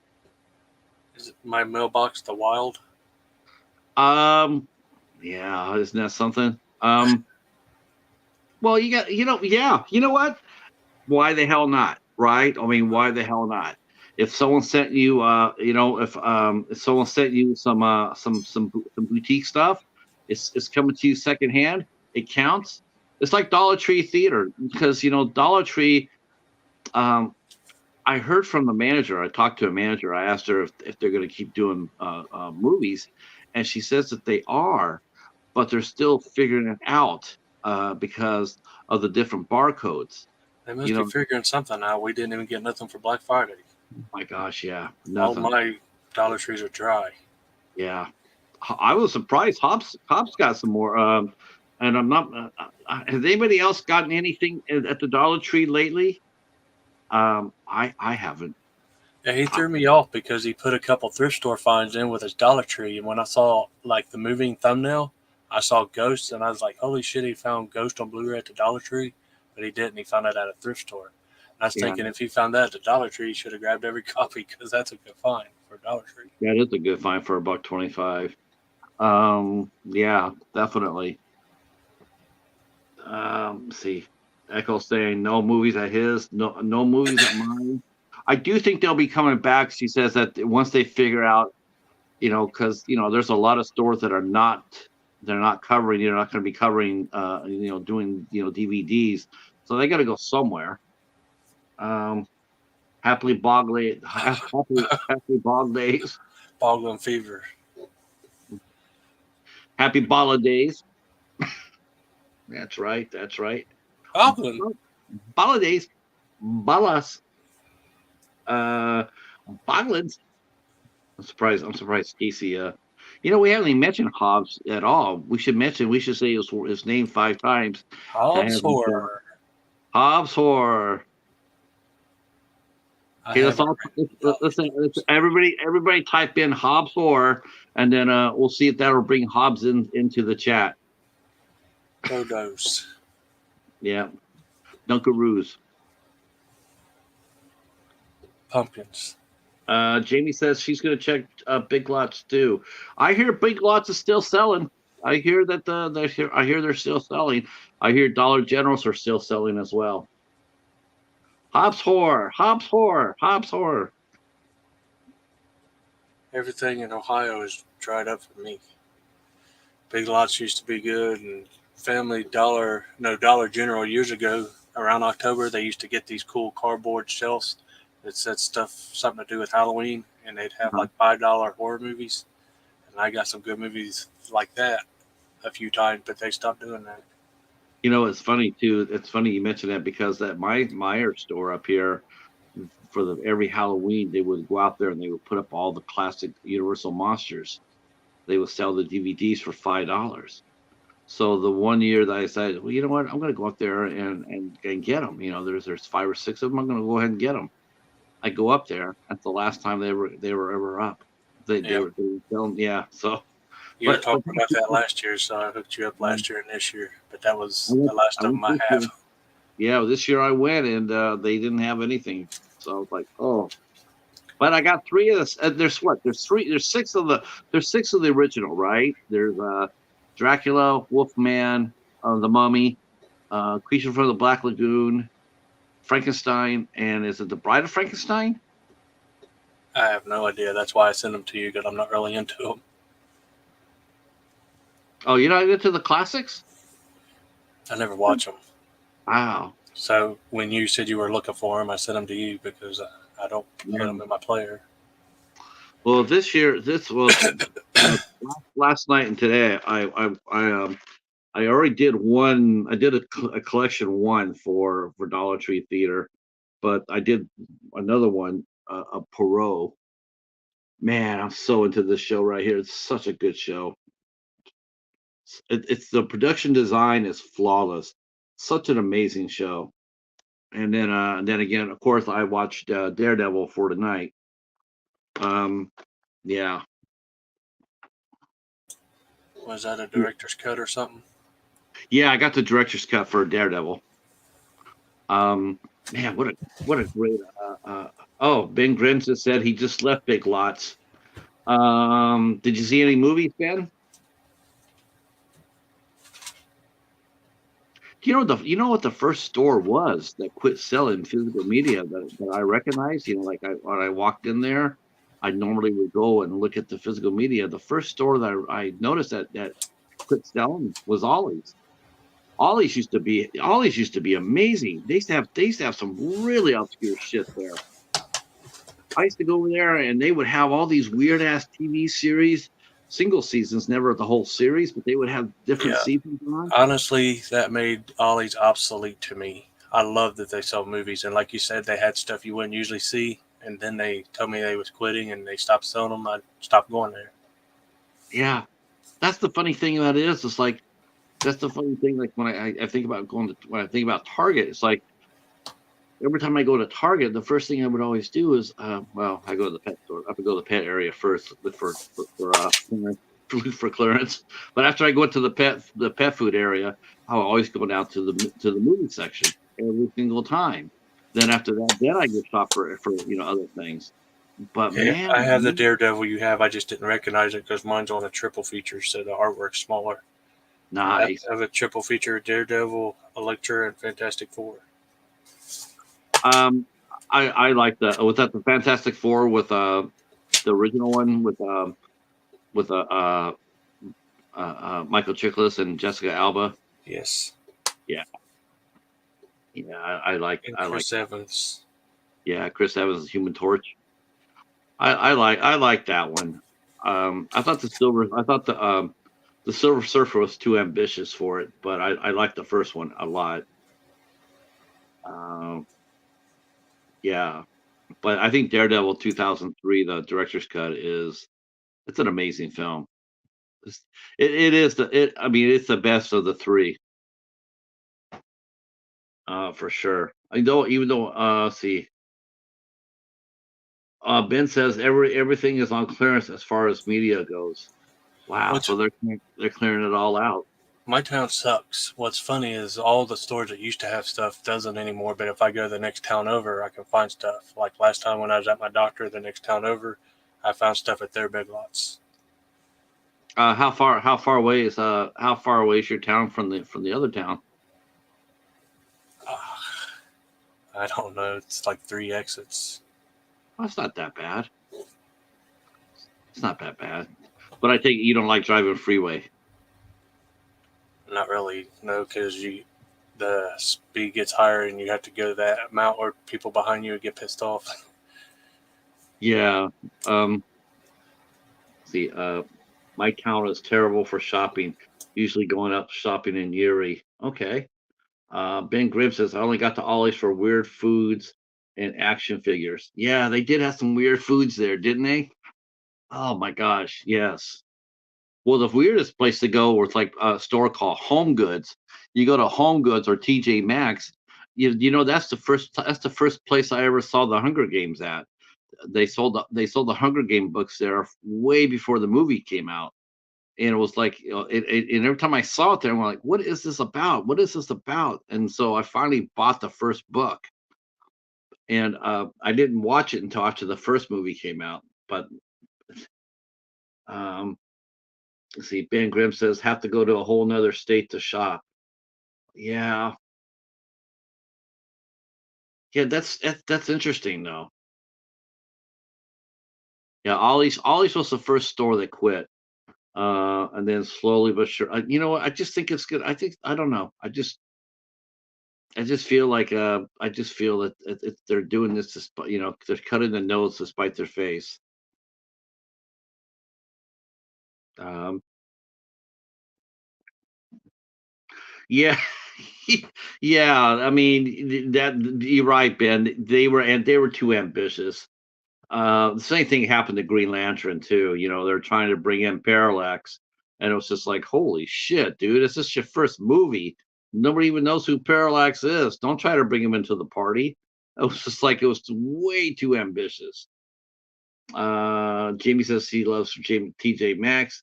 Yeah, my wife used to love to go in there. We used to go to TJ Maxx and Home Goods since they're both related. They're both owned by the same people. We go there and shop for you go there and you shop for clearance, and the best clearance we ever saw was we got there and they just got done putting them on the shelves, but they put out these little miniature bags of Starbucks coffee that you could get like 3 or 4 cups out, 3 or 4 we make 3 or 4 pots, and they put them all out on clearance sale for $1, and it was just like for all Starbucks, and they had like 12 or 13 of them, and we bought them all. That was a great deal. Let's see. Yeah, man. I mean, that's really it's gonna be interesting watching. The only person left that's gonna be able to find anything in any of these stores is gonna be Ariel. She always finds movies at all these physical media at all these stores. Let's see. Wow. Yeah. And then of course my local Best Buy is not that far away. It's about it's about maybe like 7 or 8 miles out. But I hardly ever go there because the whole movie section just dried up. I might try to go ahead and look at Walmart. I think personally, I think Walmart's going to be the last man standing. I don't think they're going to get rid of physical media all the way.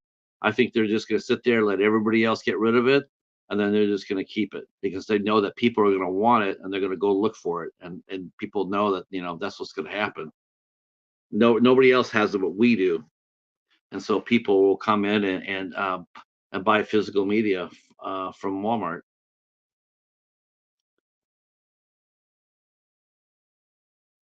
Mm. Now, everybody go shopping for their loved ones yet? Did you already get your wife a present?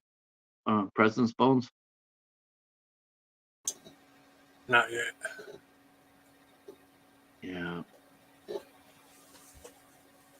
I But wish I yeah, could. I've been seeing people who do the Tuesday shopping that usually go to Walmart last. or don't go at all are going there now because Best Buy is quitting, Target stopped selling. But Yeah, that's what I think is Walmart will make money from the big buyers, but they better start putting more stuff back on the shelf because my Walmart's down to two end caps. yeah. I mean, I that's what I think is going to happen. It's just taking it off the shelves all the way. It's just not good business. I just truly don't understand how they I don't understand how they feel that's going to bring, you're just pushing people out through the doors. I mean, and the bigger scheme of things is, how much business do they usually get?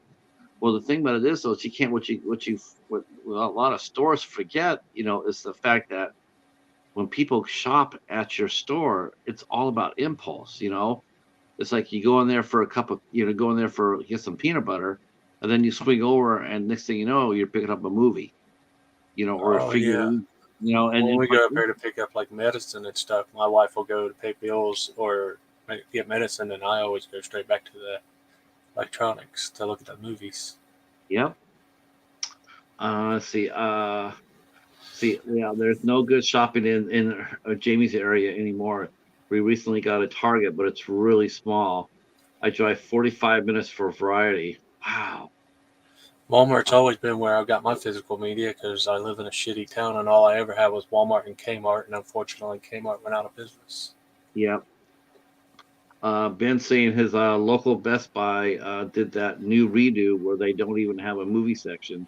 They still have vinyl though. Yeah, Target See, and Best Buy are quitting physical media. isn't that weird? They still have vinyl though. Like, really, are you really trying to tell me that people are actually buying more vinyl than they are movies? Because I'm not believing that. And vinyl is what's hip now to the kids. My niece buys a lot of vinyl. Yeah. I don't have no interest in it. Oh God, no, no. I mean, back in the day, I mean, even back in the day, I had a few vinyl records. I grew up because I was a '70s kid, so I got a few of those. But I mean, I always got cassettes first, and then I moved on to CDs. Yeah, but unfortunately, Jamie, by the time you got one, they decided to stop selling physical media. Well, like places like Hamilton Books, that's a place that that's going to become, if it hasn't already become popular, it will get more popular as long as some of the other places that, like I know Al Ricard was saying he shopped at a place called Oldies, and he got himself some deals there. Um, I dare Uh, say he found some movies there for $1. Some yeah, some DVDs, and he's like us, everybody's after that 4K, right? I gotta get the 4K. I gotta get dude. I can put a CD on. I can put a DVD on and have no problem watching it. I don't need to.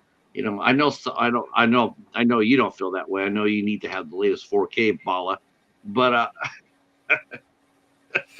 well, the funny thing is, I have a 4K player and it upconverts stuff. Like Casey sent me a Gamma DVD, and the player, the player makes it look like a Blu-ray. really, Yep.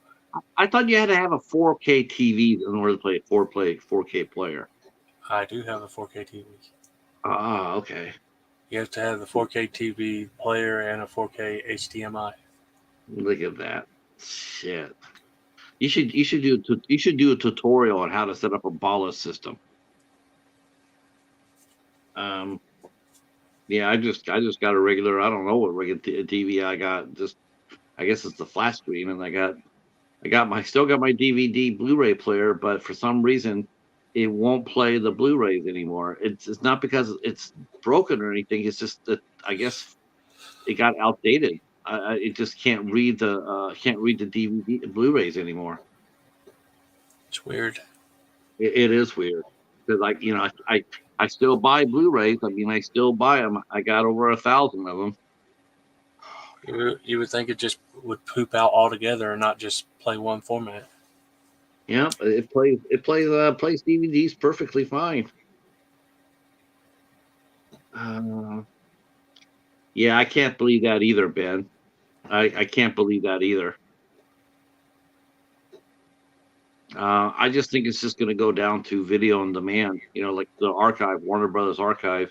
I think that's what's going to happen. It's just going to go and you're going to have to you go to their website and buy it. But what that I don't think people are really going to really like that too much because the price is going to be really high. That's part of the reason why we go out is because we're trying to find reasonable prices. So I mean, the last movie I bought brand spanking new. What was it? Brand spanking new.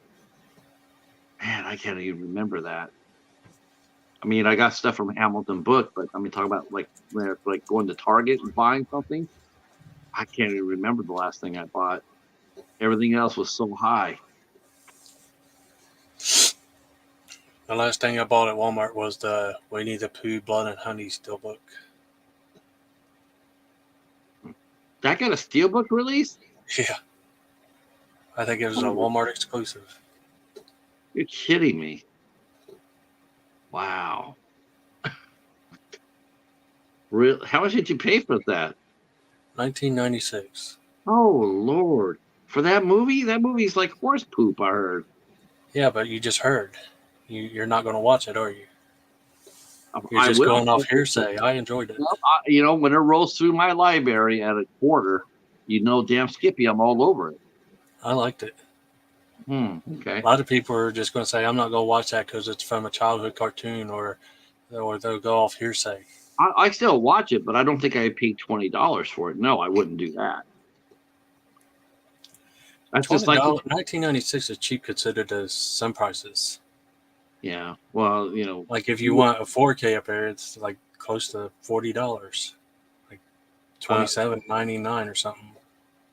see, our good friend the Bat just flew in, Al Lucard. We're just talking about you and your flight to Oldies, Daytime Cheetah, and Santa Bones. That's right. My Walmart still has a decent movie selection, but they got rid of the $5 bins.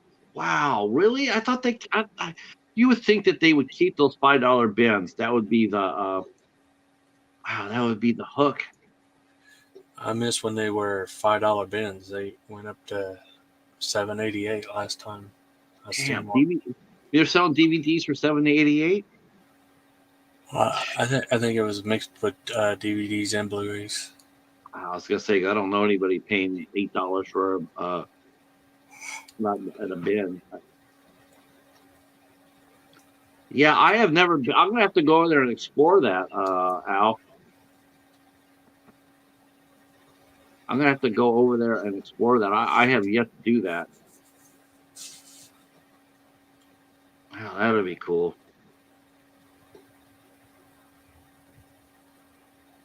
Yeah, that's a. Um, even some of the distributors now. It's sort of hard to get copies of press copies now of the movies to review. They give you a lot of screeners, but they used to send you a copy to watch. Like MVD sends Hobbs stuff, but that's becoming more and more rare. Let's see. Al says, "What's the most you ever spent on one movie?" The one I don't know if it's necessarily one movie, but the most I ever spent was on the Friday the 13th collection I got. I spent $99 on that. That's the most I ever spent. Let's see. Oh, Casey's here. What's up, Ballas? Oh shit, Ballas. Casey Um, Kaiju. that's right. That's the homie. Um, let's see. Hi, Michigan Carol. Not one to buy movies because it's rare. I want to watch them more than once. Yeah, I mean, there's some people who are like that for sure. I mean, like, but it's sort of nice to know that if you do watch a movie that you really want to watch more than once, for me, like for me, watching a Daredevil, I like that movie a lot. and I like to be able to go ahead and watch it whenever I want to. So I want to get a copy of it, but I can understand that. Um, see, Al Alucard. spent 150 on a box set. Yeah. Yeah, he's asking me now. The one Uh, and only time I've ever went to a boutique's actual website was Sidekicks, and because that's one of my all-time favorite movies, and I waited for years for it to be put on physical. And you already know how much it cost because you bought it too. yeah, that's I'm not saying how much it that, cost. that- I felt no, that guilty was that, about that was making that that was purchase. that was the movie. That was the movie that boutique ballers came from. When you got that That one, that's was when that it was started. my gateway boutique. Man, I was crying when you said that. I was like, "Oh, boutique baller." That was the movie. Uh, shit. It's funny too because at the library this year. Man, I've been really blessed in the sense that I've gotten a lot of series this year. Now look And what Casey's saying. You didn't realize he was a boutique baller, did you? oh, I knew Casey was a boutique ball. He Yeah, bought that camera set. yeah. The Gamma set. He also had that big fancy Godzilla one that's like 6 feet tall. See, I spent $60 on the Brink VHS. Whoa. See, I didn't know about that. Al Ducar spent $150 on his what box set, Al? Oh, the Zutachi set. Oh, wow, the car from the Criterion. Damn. Jamie says her most expensive physical media purchase was the Twin Peaks Blu-ray box set, $100 on sale when I got it, but it has everything in it from season 3. Yeah, good luck trying to find. Did they have who put that out, Jamie? I can't find the first season of Twin Peaks at all. I got the second season of Twin Peaks. I got that. I think I actually got that at Ollie's. I got that at Ollie's or either Ollie's or Big Lots for next to nothing. It was cheap for the second season. Al, I didn't know they sold the Gamma set in halves. I didn't know that either. Wow, they split it. Well, I think when that camera set came out, I think it was like $300. I want to say it was $300. Those sets are cool, but I have all the movies singularly, and I'm fine with that. I have the old ones in four sets, 4 on one and 4 on the other. I think they're Mill Creek releases on Blu-ray. I'm fine with Okay. those. Yeah, Mill Creek's not bad. I mean, they as long as you can understand going in with Mill Creek that they're not going to go out there. I mean, their Blu-ray releases are pretty strong. The DVD releases can be. I know when they released Third Rock from the Sun, man, people were, whew, they were pissed. I think pretty much every show got cut off, like 3 or 4 minutes.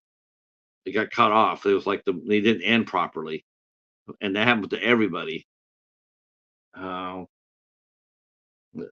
let's see. Yeah, Let's when see. I got those Mill Creek sets, I sent you that multi set I had. Yeah, I got let's see, what else did I got? I mean, I'm trying to think of what else. I used to do. I used to get a lot of Mill Creek stuff, but then they sort of revamped too. They because I was a decent reviewer and I had an okay following, but this is before YouTube, and now I think I never went back to Mill ask. Creek has became they've upgraded their game. They released a steelbook Blu-ray of Rad. Oh, okay, okay.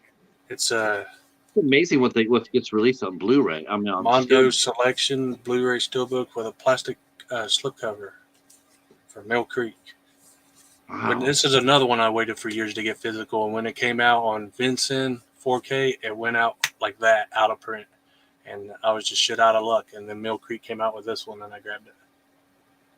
Yeah, I got tons of Mill Creek stuff. That Um, 4K Vincent's on eBay going for like $100, which is silly. let's But see. I'm good with this one. Al says he has half the Gamma set, needed to buy the other half before the 18th. It's on sale. Let's see, Mr. Dan Horace spent $60 on the Shelf Scope Volume 1, discontinued because the box is damaged. Let's see, that was a good deal. Let's see. Al says he's watched half of the One Armed Swordsman, the Zaitochi set. I still gotta watch my Lone Wolf and Cubs movies. I've not watched those yet. Um, I was gonna try to do that with a Werewolf, American Werewolf, but we never could get together for it. Let's see, Jamie says she got season 3 separately. The Blu-ray box set that I have was put up by Paramount CBS. Yes, my season 2 was put up by Paramount CBS. It's called Twin Peaks: Descent: The Entire Mystery. It came out before season 3. Um, wow. Let's see. Good old Mill Creek here. They got some really good beer there. I guess it's a restaurant. Uh, see, Al Car says he's got the Lone Wolf set too. Yeah, that was probably my biggest purchase of on Criterion during the half off. I went and got a Lone Wolf the and Cub. Yeah, I had to get that. But I'm thinking I get like a steel book from the library. I get that I can usually get about one about every 6 weeks. It'll rotate around. I'll get one.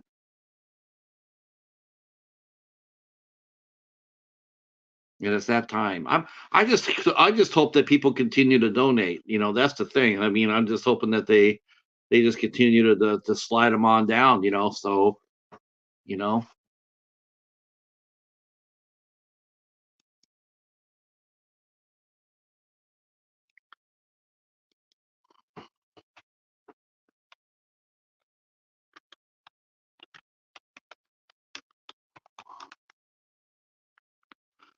All right. I think the one thing that's catching me by more and more, it's getting me by a little bit more surprise is, before people would come in and they would just donate a single season from a TV show, like you go in there and you see you'll see like the first season of Breaking Bad or the third season of Big Bang Theory or stuff like that, and you pick it up whenever you can. But lately, it seems like now people are not only donating when they're donating their TV series, they're donating the entire what the entire series, what they have. It's not just I'm just gonna get tired. I'm tired of this, so I'm getting rid of it. They're just donating the whole thing. So this year, I picked up a lot of TV shows, more so than ever before. Um, I don't know if that's going to continue or not. It's going to be very interesting to see it's going to be very interesting to see how many people continue to donate to the library. I keep waiting for the fact that when someone's going to wake up and realize that, hey, I could hang on to these. I can hang on to these, and the way the physical media is now no longer being so accessible. You know, I could probably start selling these for a little bit more money. I've already seen that on Amazon and eBay. The prices that on both those places have been higher now than they were last year at this time, and there's no reason for it. But I think the people are doing it. They're holding on to they're raising the prices up. Is because I think they're going to realize that, hey, people are going to pay money for some of this stuff. Let's see. Alex says he got the Criterion Godzilla set too. Yeah, I couldn't do the Godzilla set, man. I saw that Godzilla set. I just couldn't do it, man. Or the Gamera set. I mean, I got pretty much every Gamera movie already, and I got half of it from Bones, and I got a trilogy from Target, and I got it for what all in for like 10 or 12 bucks. I can't see myself paying $300 for a Gamera.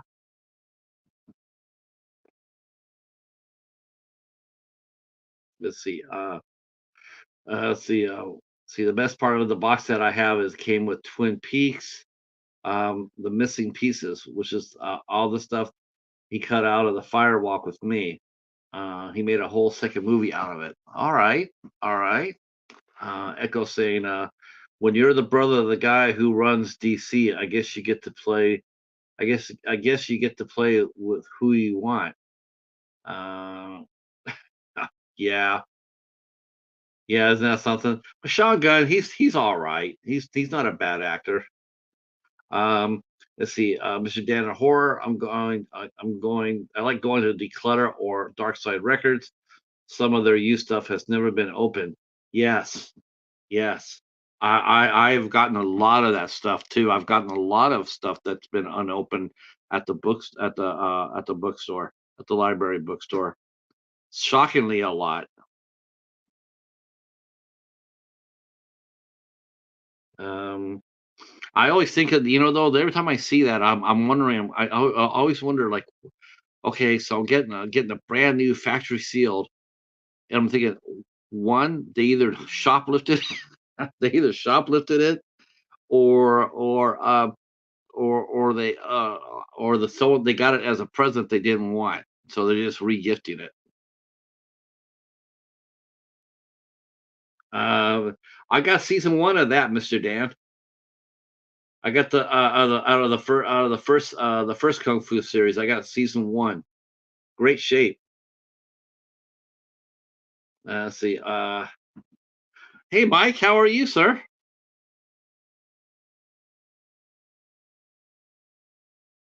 Yeah, we're doing pretty well. We're talking about how we where we go to get our physical media at.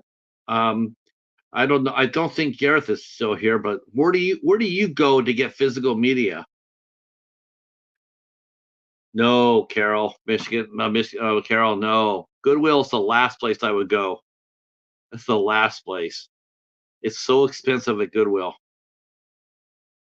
They charge. Oh my gosh, no. Um, the best place as far as I would say would be like Salvation Army. Um, if you're looking for straight horror films, though, Salvation Army, I have a feeling they sort of censor their intake. Um, yeah, Goodwill, yeah, Goodwill if you just need an empty case, because most of the time the movies that you go buy, they're probably already stolen. Um, yeah, Goodwill is not a favorite place. Yeah, um, but Salvation Army's not bad. They sell their movies. They sell their movies for really cheap. Um, there's a company called Disc Replay, though I have not been there for a very long time. The Disc Replay that's close to me, it's incredibly hard to get in. It's incredibly hard to get into. Um, let's see. I would, yeah. I like to find the other two seasons of Millennium. I'd like to find the other two seasons. I'd like to find the season one of like see season one of Twin Peaks. Oh my gosh. This But I mean, a couple of weeks ago, during my bag sale, I picked up three complete series, totally complete. And that I've never had that. I've gotten complete series before from the bookstore. I got Star Trek Enterprise. I got that, but I got that for like $12, all in. I got Friends all in for $10. Oh man, yeah, that's a hard one to find, Al. No, never saw that. But you know what I picked up though? I picked up at Hamilton though. I did pick up because I was looking at that and going like, man, they got a lot of TV series here for under $5. So I did pick up the first season of The Invisible Man that came out during the early 2000s. It only lasted for 2 years, so my chances of finding it are decent.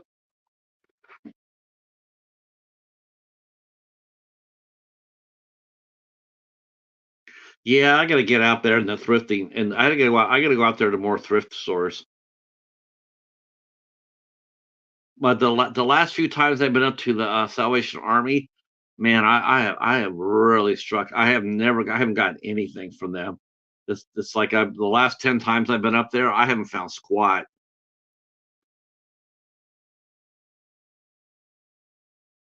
And I of all the places I go to, all the places at the Goodwill, of all the things I get at Goodwill, the one thing I do get at Goodwill more than not, and I've gotten them from Factory Sealed, is Food Network series, like drives, and diners, dives, and drive-ins. Man, I've gotten that. I've gotten all the cooking shows. I mean, I've gotten them all brand new at Goodwill, but that's the only thing I've ever gotten from Goodwill. Rick Ashley, nice, nice. All right, let's see what time I got here. 3 o'clock. We'll keep the party going for like another 30 minutes or so. Oh, for a quarter. I like it. That's what I get my stuff over at the library for.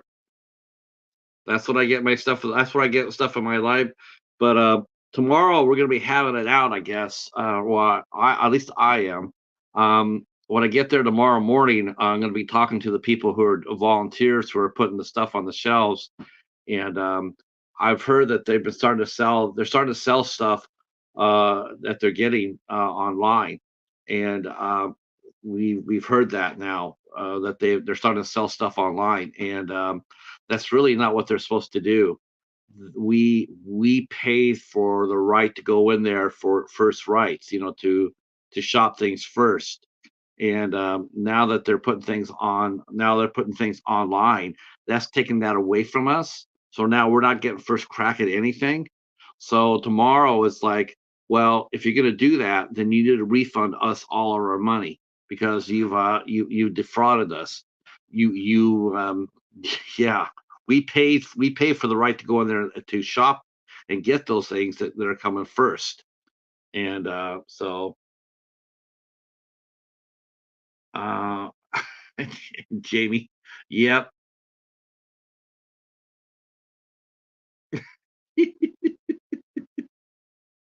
Yeah, Al went balling.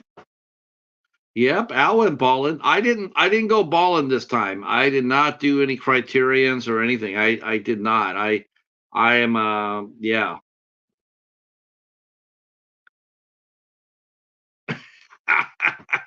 Shit. Oh hell no. No. No.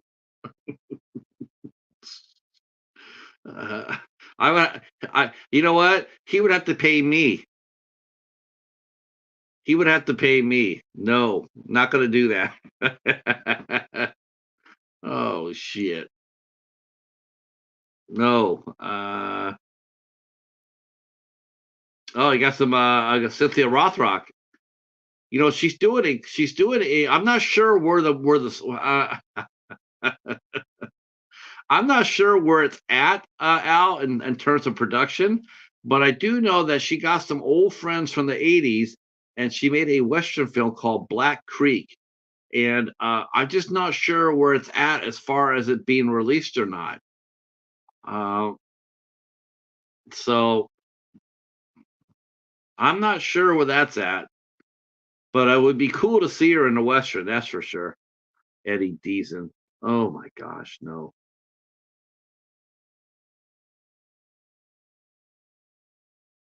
Yeah, I guess I got to think about ponying up a little bit more, and I might have to head out like to disc replay or something like that. Yeah, I don't think they've released it though, Al. I'm not sure if they've released it. I mean, she's posted pictures on social media, but I have not heard anything about a release date. Now, I do know the second film of Shootout. I know Breakout at Rio Bravo. I know that's going to be coming out pretty soon. Yeah. Oh, they just finished it. Yeah, I was gonna say she'd been working on that for almost a year. So they probably just got, they probably raised money and filmed what they could, then went back out there to raise more money. Yeah, I think that's gonna be all. I think it's all gonna be fan supported.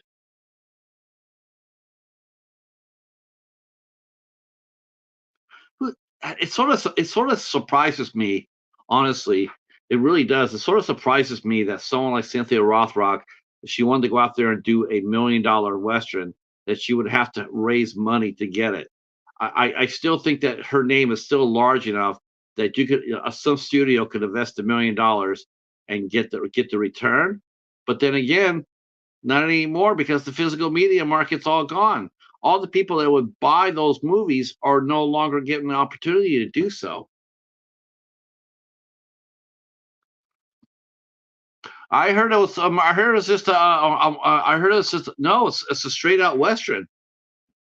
It's a western. She's got a six shooter and everything. I think they shot a western film. Black Creek. Yep. Probably fighting some evil land baron or some shit like that.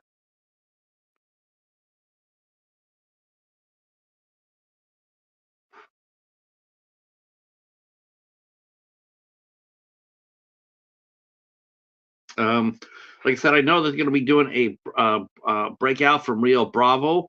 I think that's going to be coming out. I'm going to be talking to the director, Joe Cornett, in January. Oh, right. Yeah. They did have a lot of people in there. I just don't know how they're going to make their money back.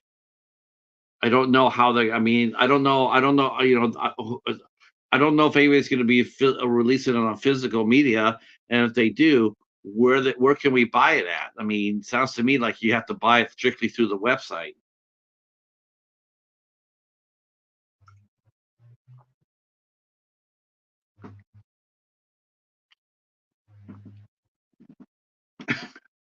See, James was saying, I want to see Eddie Deason to be a main star in a western. Shit, that'll be about it too, Mister Dam.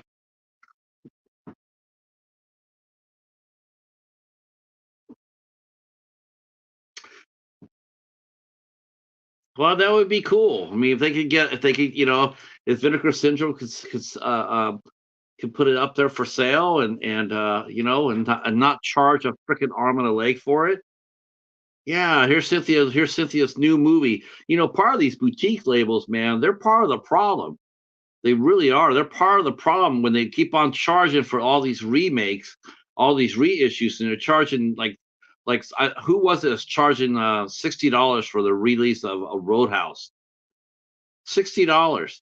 I don't know if it was Vinegar Syndrome or if it was Severin or whoever it was, but yeah, they were doing the Roadhouse and they're trying to charge $60 for it. That's what's killing collecting as well.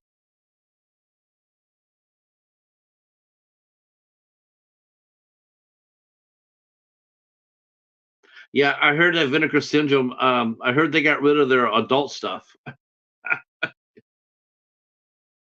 I hear they moved. I hear they created a separate website for their naughty stuff.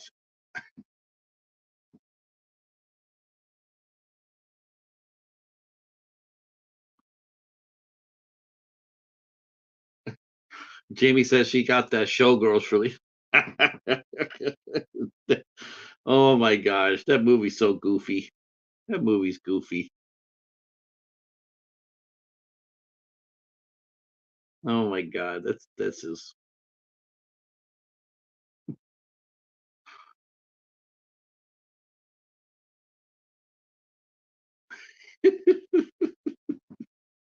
So now you can look at the regular Vinegar Syndrome. Yeah, yeah, ain't that the truth?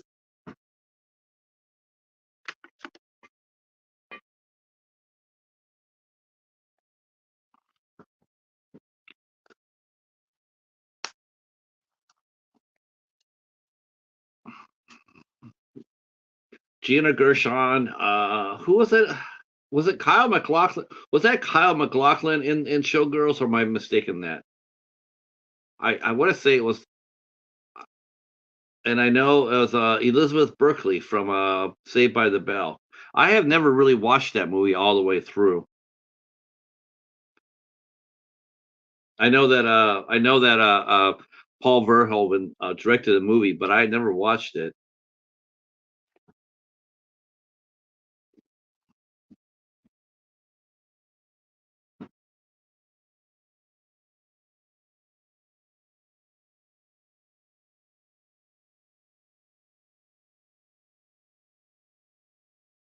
Now I saw Kyle MacLachlan. He did Desperate Housewives, and he also did one of the Librarian movies.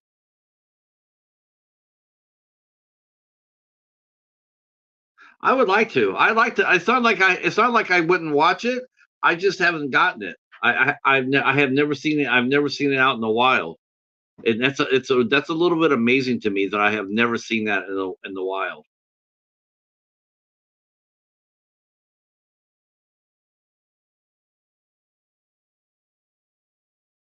But I'll tell you a movie, a guilty pleasure that I watched that I thought was really fun. I actually watched that movie Burlesque with Cher and Christina Aguilera. I thought that was actually pretty decent. I didn't hate on that.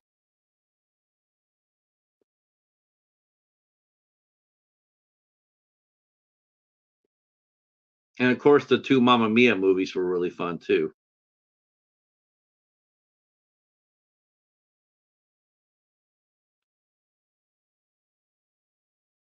Burlesque is a lot of fun.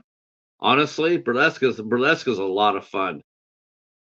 And I do think that Christina Aguilera could have been she could have become an actress. Tommy is the best musical. Wow, that's a good one too.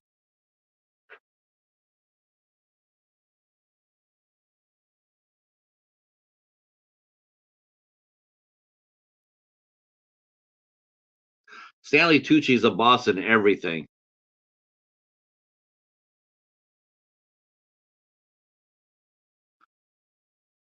Yeah, Stanley Tucci's a boss in everything.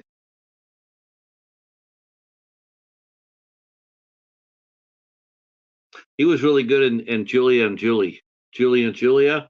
He was really good in that too. Played Julia Child's husband. Really good.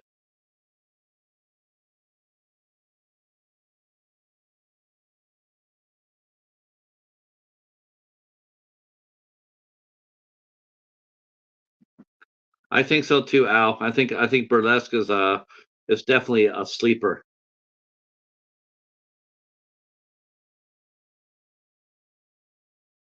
Oh, thanks for coming by, Al. Appreciate it. Oh gosh, Xanadu. Yes.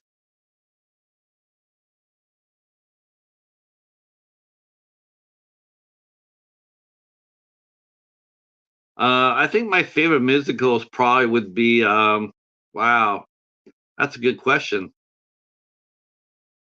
Probably be Phantom of the Paradise, then like Rocky Horror.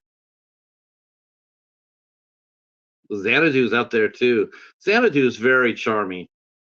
I mean, it's cheesy as hell. I mean, it is. I mean, I mean, I don't know how roller disco became a thing for a year, but it did.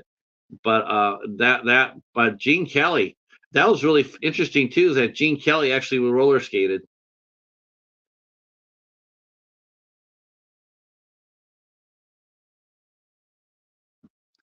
Um, see, Paint Your Wagon is a good one. Brigadoon is a good one.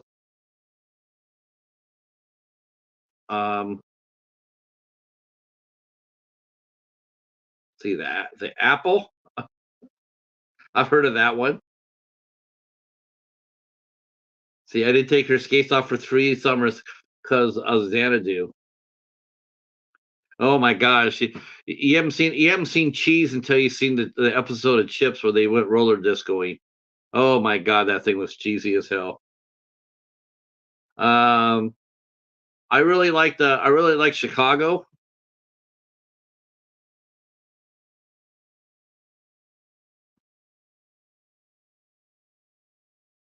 The Sound of Music.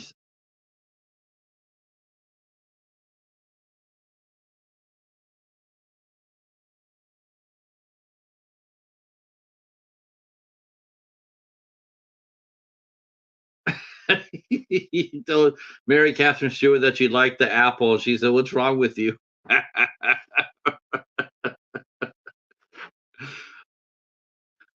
But you know what, Jamie? You know, inside, she's very happy to hear that.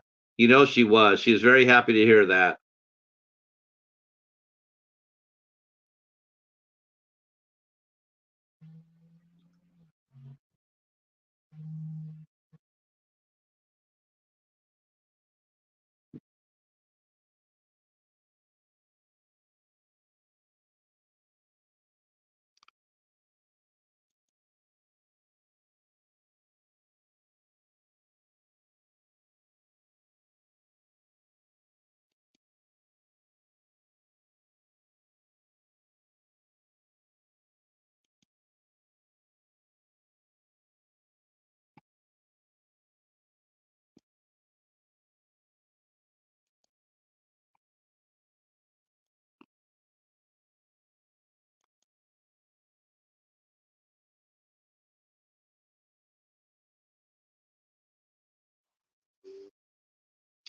Oh, my Dollar Tree theater has dropped. Speaking of musicals, so my Dollar Tree theater has dropped on my channel.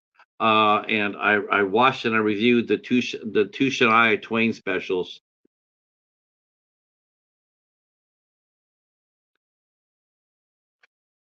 Before Taylor Swift, there was Shania Twain.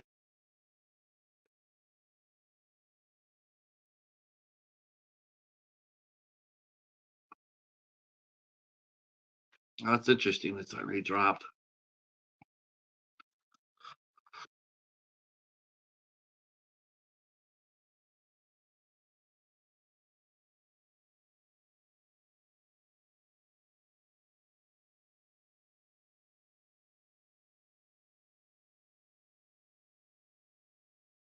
Okay.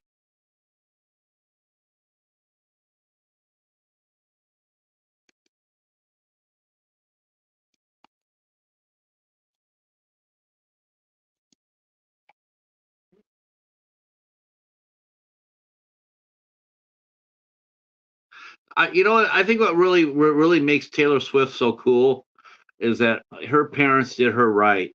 I mean, you know, you look at people who bring their kids up in the public eye, and I remember reading an article about Taylor Swift when she was 14, and they had a picture there, her mom there, and they were talking about how she stayed grounded, and her parents kept her grounded. You know, they really did. I mean, she didn't do anything at all to hurt herself at all. She was a good person. She didn't do any shenanigans or what have you. You know, she did it right.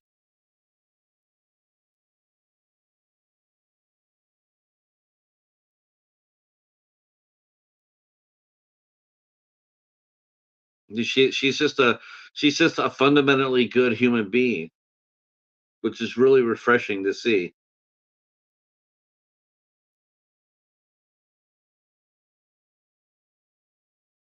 I think some of her videos are really cute too. Some of her music videos are really fun.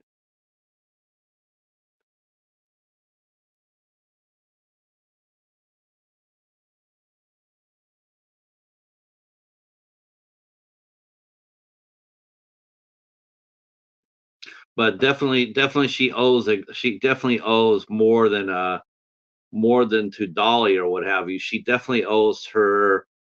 I mean, she's more relatable to the Shania Twain than she is to Dolly Parton.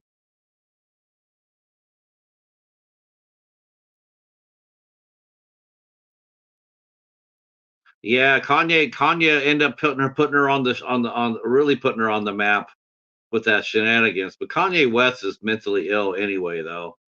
He's not all there. But yeah, and she always writes about her ex boyfriends too. That cracks me up too.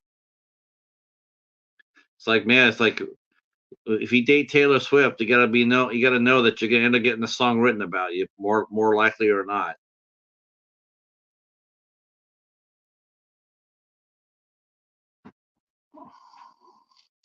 All right, boys and girls, it is 2.5 hours. This has been one of the more fun pop-ups I've ever done, that's for sure. Um, I will be back here at 8 o'clock with our good friend Danny Nightmare.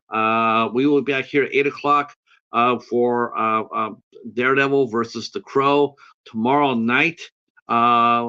Jamie, she will be, not only will she not be in the chat tomorrow, she'll be up here with me, and we're going to be talking about a whole slew of things. We're going to be talking about Backcountry. We're going to be talking about Van Helsing. We'll be talking about Twin Peaks. We'll talk about Skinner Morenik, and see how she's doing. Maybe see a return to hopefully this year, hopefully 2024, we will see her be able to return to singing.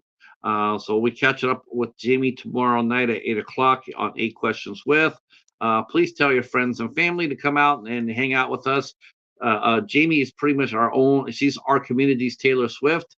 So if you guys can come out and support the show, that'll be awesome. Wednesday, I will be here with Mike from Did You See That? We'll be here at a special 5 o'clock start on Wednesday, and then at 8 o'clock, we'll be talking to the Variant Collective. On Thursday, the 14th, we have filmmaker Marissa Vaughn will be with us from Iowa, and she's got a brand new movie coming out. We'll be talking about that and getting some details. And yeah, we're going to have a lot of fun. This is going to be a fun week. And we do hope that you will be part of it, starting with tonight at 8 o'clock with our Battle of Two Heroes, Daredevil 2003 and The Crow. Let's see. Yes. Oh yeah, no lip sync. That's what I like about Taylor too. No lip syncing. I can't stand lip syncers. That's what I love about Christina Aguilera. Christina's the real deal. We're trying, Professor. We're definitely trying. We got to just bring back our audience. After I came back from the break, the audience has been really, really tough to get back. So we'll go ahead and we'll put it out there, and hopefully people will show up, and we'll put out some good streams, and hopefully you guys all come out and hang out with us. Um, yeah, like I said, I cannot wait to start seeing you guys as you're dropping you guys your top 20s or top 10s or bottom 10s or whatever. I'm looking forward to seeing what you guys put out. It's going to be a lot of fun. Um, and like I said, we got a brand new video just dropped just now. So after I'm gone, if you got 10 minutes or so, head on over and watch my review of Shania Twain's her 2 TV specials. You might find it interesting. All right. Thanks for guys for coming out, and we'll see you at 8 o'clock with me and Danny Nightmare. Thanks so much. Peace.